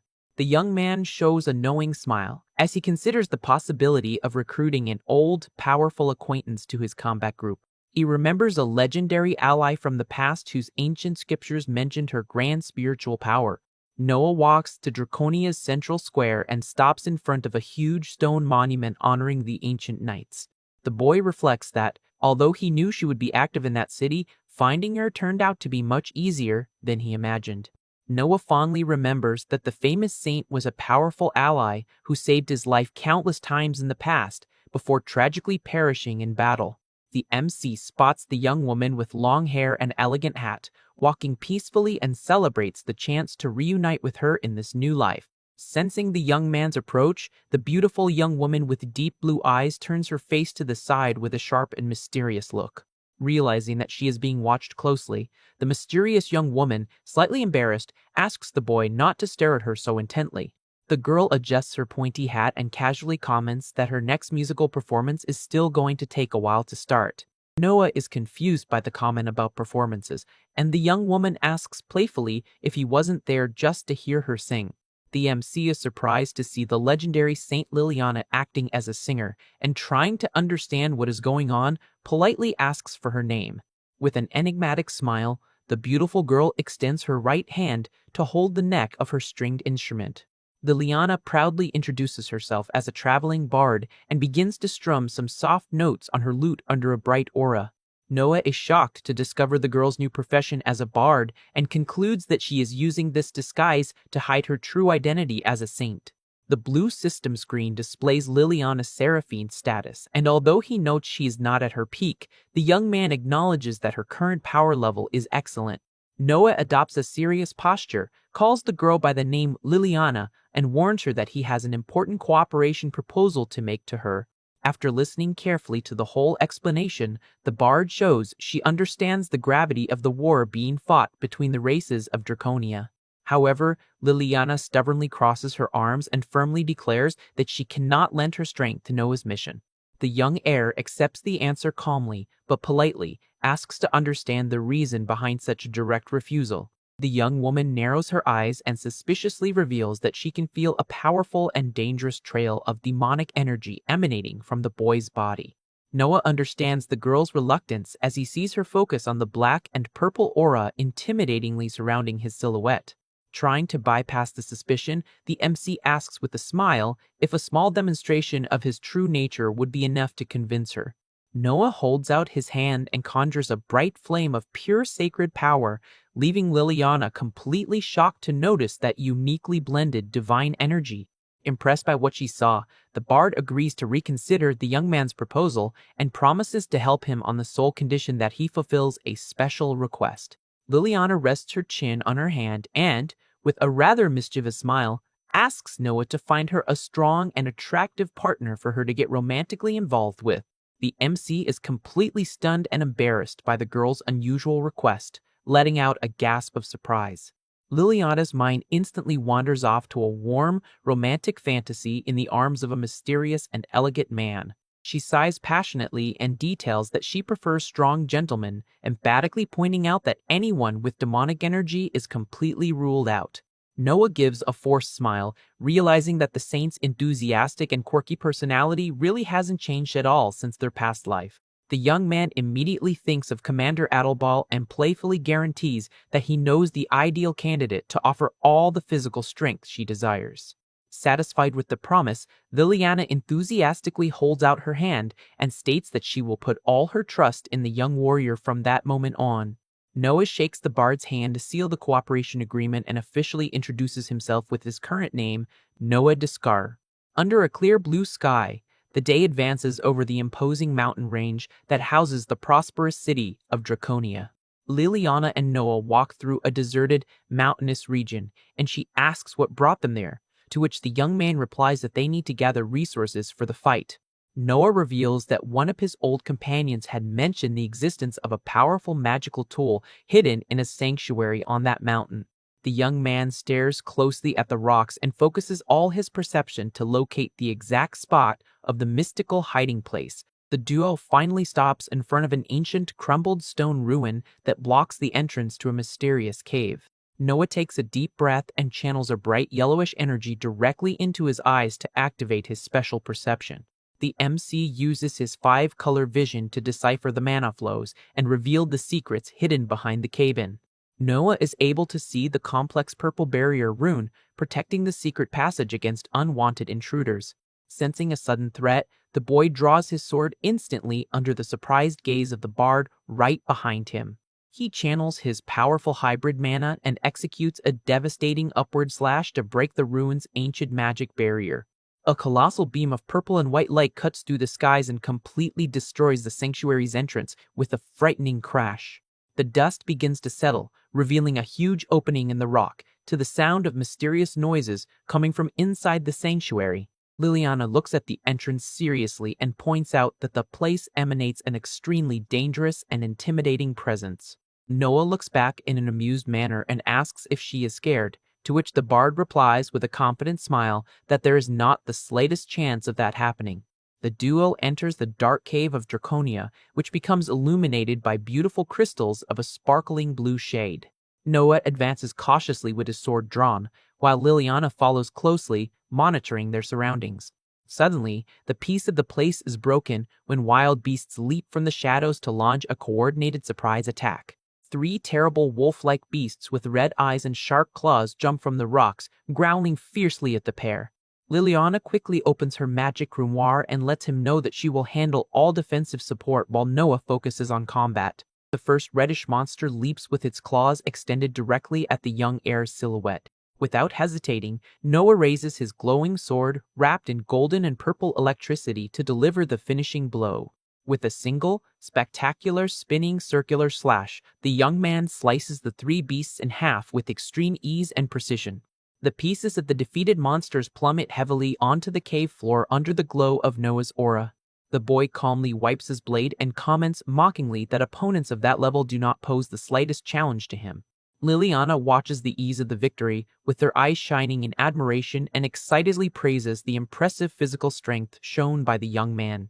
Suddenly, a violent tremor makes the cave floor shake beneath the young heir's feet.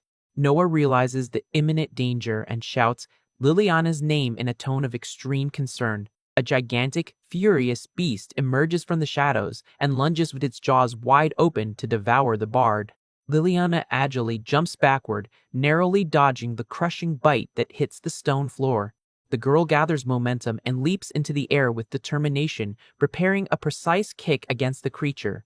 With an impressive physical blow, the young bard kicks the monster's snout and violently throws it to the ground. Liliana straightens her bard clothes and comments quite confidently that she can protect herself perfectly fine on her own, impressing the young man.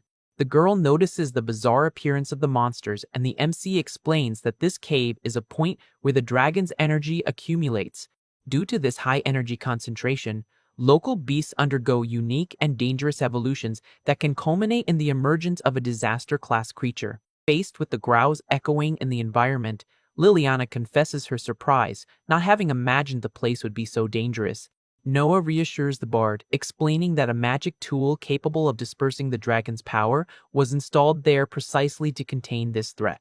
The girl asks, intrigued, if this containment artifact is their true objective, to which Noah replies that it is. Liliana questions why they need such an item if their real enemies are the ogres, and the young man explains that the artifact will serve as an emergency strategic guarantee. The duo continues descending through Draconia's galleries until they spot the imposing hall that houses the heart of the mountain. Walking through the high-ceilinged hall, the bard deduces that they have finally reached the deepest and most isolated part of the cave. Liliana's beautiful blue eyes widen slightly as she focuses on a specific detail in the center of the chamber. The young woman excitedly points toward a stone sword that seems to guard the mysterious artifact they are looking for. Noah senses something is wrong and shouts a desperate warning for the girl not to touch the stone structure. The bard stops her movement immediately as new, deep rumbles echo through the rocky walls. The MC narrows his eyes and focuses his attention on the immense silhouette that begins to detach from the ceiling. Noah yells for her to be careful at the exact moment a gigantic, terrifying creature plummets toward them. A colossal armored earth dragon attacks by surprise, but Noah reacts quickly and carries Liliana in his arms to escape the fatal impact.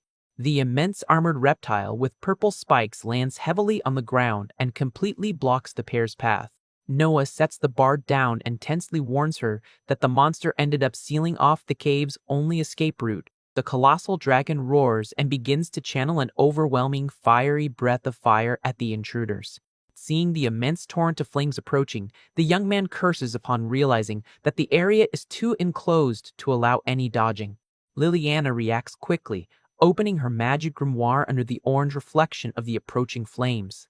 The young woman extends her left hand and begins to conjure a powerful formula of divine protection. Under the girl's command, the sacred ring barrier materializes as a golden honeycomb-shaped shield to stop the dragon's flames. The violent fire collides with Liliana's magical structure, covering the entire hall in a burning glow. The destructive breath begins to dissipate into ashes, but the light defense created by the bard remains completely intact. The golden honeycomb barrier shines steadily against the remaining heat inside the cave. Keeping the magic up, the young woman receives Noah's praises and remains focused on ensuring his protection. With the defense secured by the bard, the MC gathers momentum and charges at high speed against the monster. Noah shoots directly at the colossal purple-spiked reptile under the electric glow of his hybrid mana. The young man leaps toward the beast's chest, concentrating his cutting energy along his entire blade. He executes a swift and precise strike that tears through the dragon's thick skin and makes the creature's blood gush. The monster roars in pain as its strong physical defense is broken by the young warrior's attack. Completely enraged, the colossal beast opens its mouth of sharp teeth, ready to shred the intruder. Noah initiates a rapid succession of golden slashes around the beast's body while Liliana supports him by keeping the defenses active. The bard dodges some loose rocks and worriedly warns that the force of the combat is about to make the entire cave collapse. To contain the cave-ins, Liliana channels her strength and projects a new glowing magic circle on the ground. The young bard activates the sacred ring pillars technique to brace the walls and ceiling of the rocky chamber. Golden chains of divine energy rise up the walls to hold the rocks and immobilize the dragon's movements. Liliana makes a great effort to maintain the chains and yells, begging the boy to finish the fight as quickly as possible.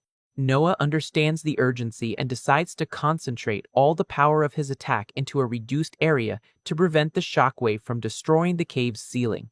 The dragon attempts to deliver a desperate blow with its tail, but Noah stays completely focused on his final charge. The young man dodges masterfully and begins to conjure the first form of his divine arts to end the duel. The MC concentrates all his golden and purple energy into his blade to release the flash of light and darkness technique. With the dragon's movements sealed by Liliana's chains, Noah shoots like a true lightning bolt toward the beast's neck. Noah unleashes a downward slash with his sword wrapped in sparkling yellow and purple energy, shouting with determination to finish the combat.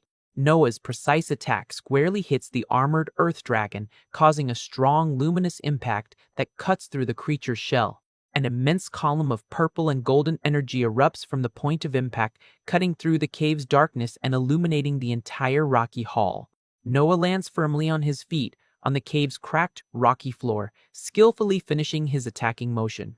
The colossal earth dragon falls defeated and motionless on the ground, bleeding heavily from the wide gash in its back, while Noah watches it in silence. Noah looks back and asks if Liliana got hurt, to which the bard, still surrounded by her magical containment chains, replies that she is fine but expresses concern about possible cave-ins and suggests they hurry.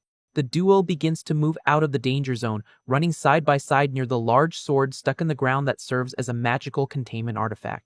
Noah reaches out and firmly grips the hilt of the mysterious sword, which has a large purple gem encrusted in its guard.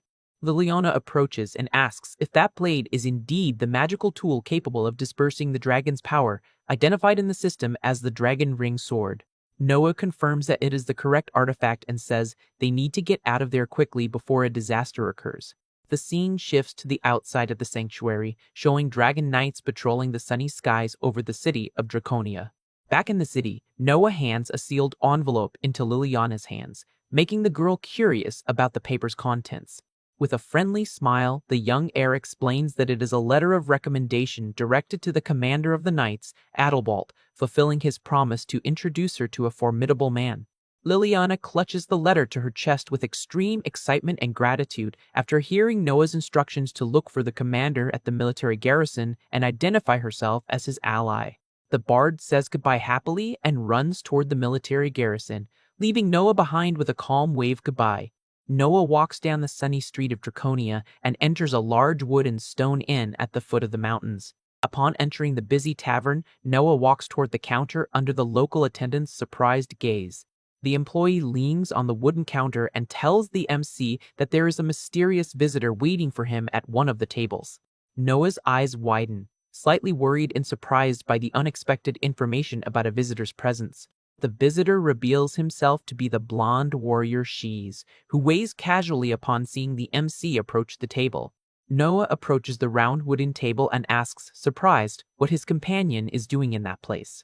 Maintaining a calm posture, Shees holds out a white envelope and asks Noah to read the details of the document he brought.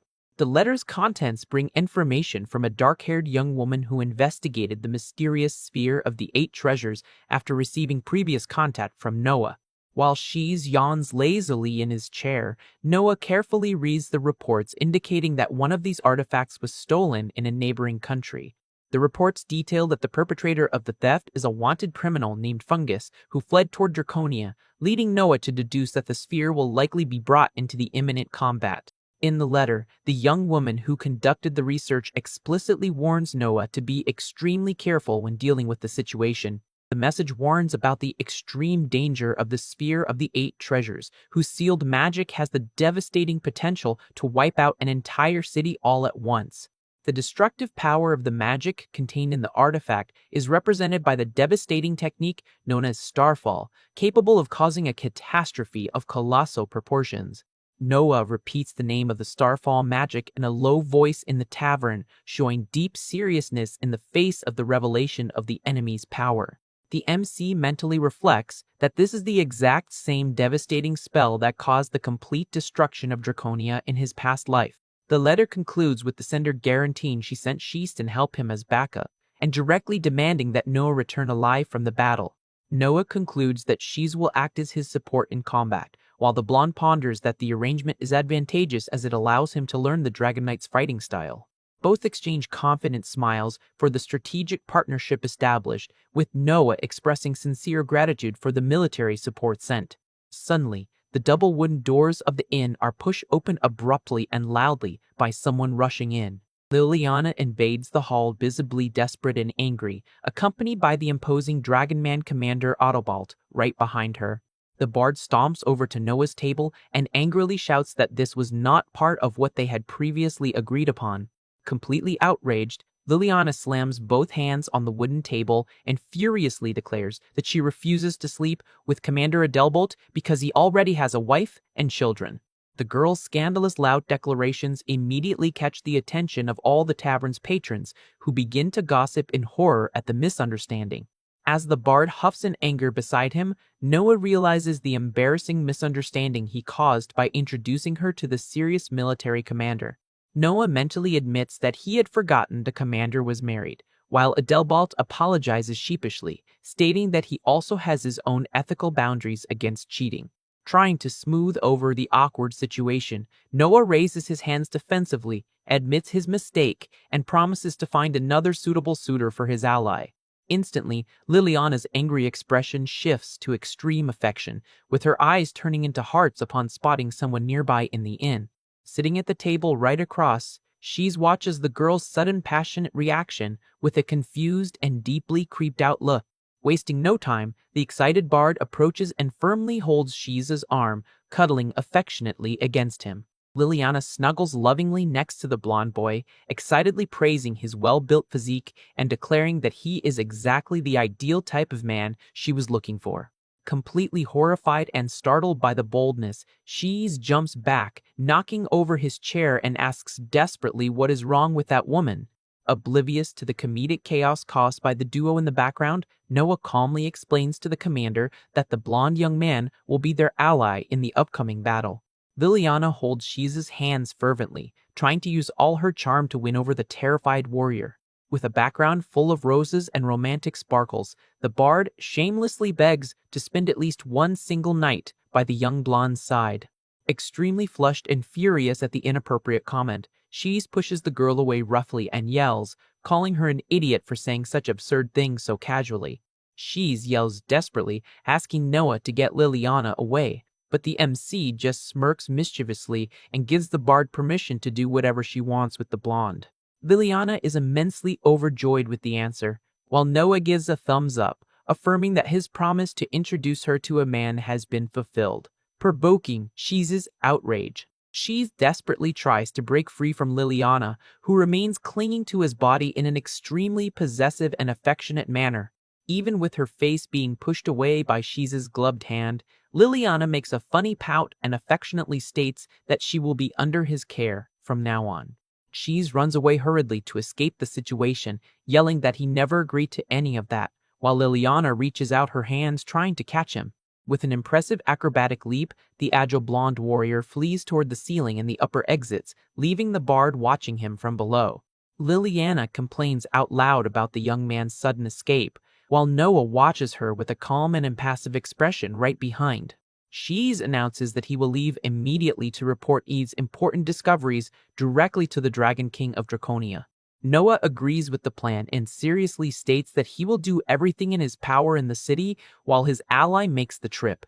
Shees gives a warning look and seriously advises the heir not to overdo his efforts or take unnecessary risks. The memory brings up the frightening figure of the Ogre King, a monster of massive strength comparable to that of the patriarch of Noah's family himself. Shees takes off at high speed to fulfill his mission, but Liliana doesn't give up and runs right after him, begging him to wait for her. Noah quickly reaches out and grabs Liliana's cape, abruptly stopping the girl's comical chase. Noah holds Liliana by the collar of her outfit and coldly states that they have no time to waste running after anyone, leaving the girl sulking. The scene shifts to the duo standing on a cliff facing the immense hidden ogre fortress in the mountains, as Noah announces that they are about to invade the place. Liliana looks at the massive ogre village with concern and asks, skeptically, if the MC really plans to invade an entire base with just the two of them. Noah patiently explains that the main goal of the mission is just to locate and destroy the dangerous sphere of the 8 treasures, avoiding starting a direct war as much as possible. Despite the MC's words, Liliana gulps and shows a lot of nervousness in the face of the obvious danger of entering enemy territory. The bard points to the countless burly ogre sentinels armed with clubs who are closely watching the walkways and access bridges to the fortress. Noah surprises Liliana by suddenly lifting her into his arms in an affectionate manner, casually commenting with complete confidence that the ogres are too slow to keep up with them. The heir concentrates his powerful hybrid mana in his boots, making golden and purple sparks appear around his feet. Noah leaps from the cliff with Liliana in his arms, shooting off at an impressive speed, directly against the enemy defenses, to pass by unseen. Noah's luminous trail of speed cuts across the village walkways, passing right next to the ogre sentries who can't even react to the movement. The golden burst of mana zigzags spectacularly between the bridges and wooden buildings of the monster's mountainous village. One of the ogre guards on watch at the entrance notices a sudden flash of light and suspects something passed by him. The monster shouts in surprise as he belatedly spots the invading energy descending toward the inner area. A sentinel with a club loops around, puzzled, not realizing that his companion has just been knocked out and lies silent on the ground. Looking down, the ogre guard goes into shock upon realizing that the other warrior is unconscious at his feet. The alarm finally echoes through the fortress, with the guard yelling desperately that they are under attack, while the invading duo continues their rapid advance. Noah realizes that the invasion was discovered by the guards, but Liliana reassures him with a calm and confident look. The bard projects pink magic circles through the air and reveals that she has already conjured a soundproofing barrier to prevent the warning shouts from spreading through the place. Liliana smiles knowingly as she leans on the heir's shoulder, praising his skill as he shows a confident smirk. They keep advancing swiftly through the fortress's inner stone galleries, which are guarded by ogres positioned on the upper bridges. Still in the young man's arms, Liliana asks if he has any clue where the ogres would be hiding the valuable sphere of the 8 treasures. Noah replies with focus that the artifact must be kept in the deepest part of the village, a place that usually serves as the residence for the ogre chief. The MC mentally recalls his past life, remembering that the criminal fungus was a coward who always sought to ally himself with powerful leaders for protection. Noah is certain that, if Fungus indeed allied himself with the Ogre King, the sphere of the 8 treasures will be kept under the direct protection of the tribe's leader.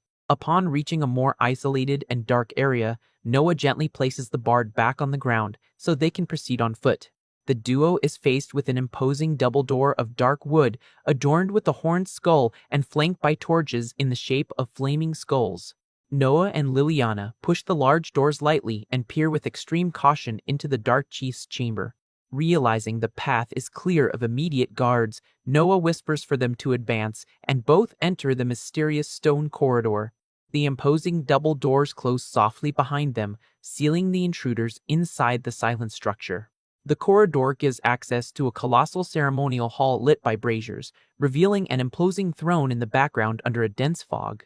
With their eyes fixed on the altar, Noah and Liliana run toward the sphere of the 8 treasures, which glows in a hot pink shade in the center of the hall.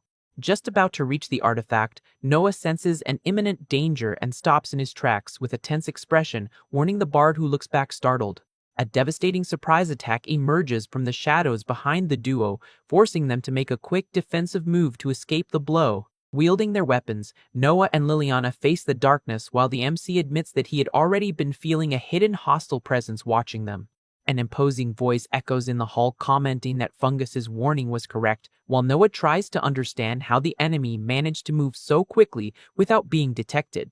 A massive red hand with sharp claws raises the sparkling sphere of the 8 treasures, revealing that the leader already had the artifact in his possession.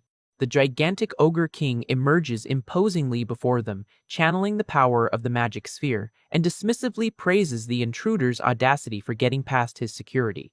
Noah activates his powerful hybrid mana of golden and purple flames and, with a serious expression, acknowledges that the adversary will be a tough opponent, but states that they cannot simply leave the sphere behind.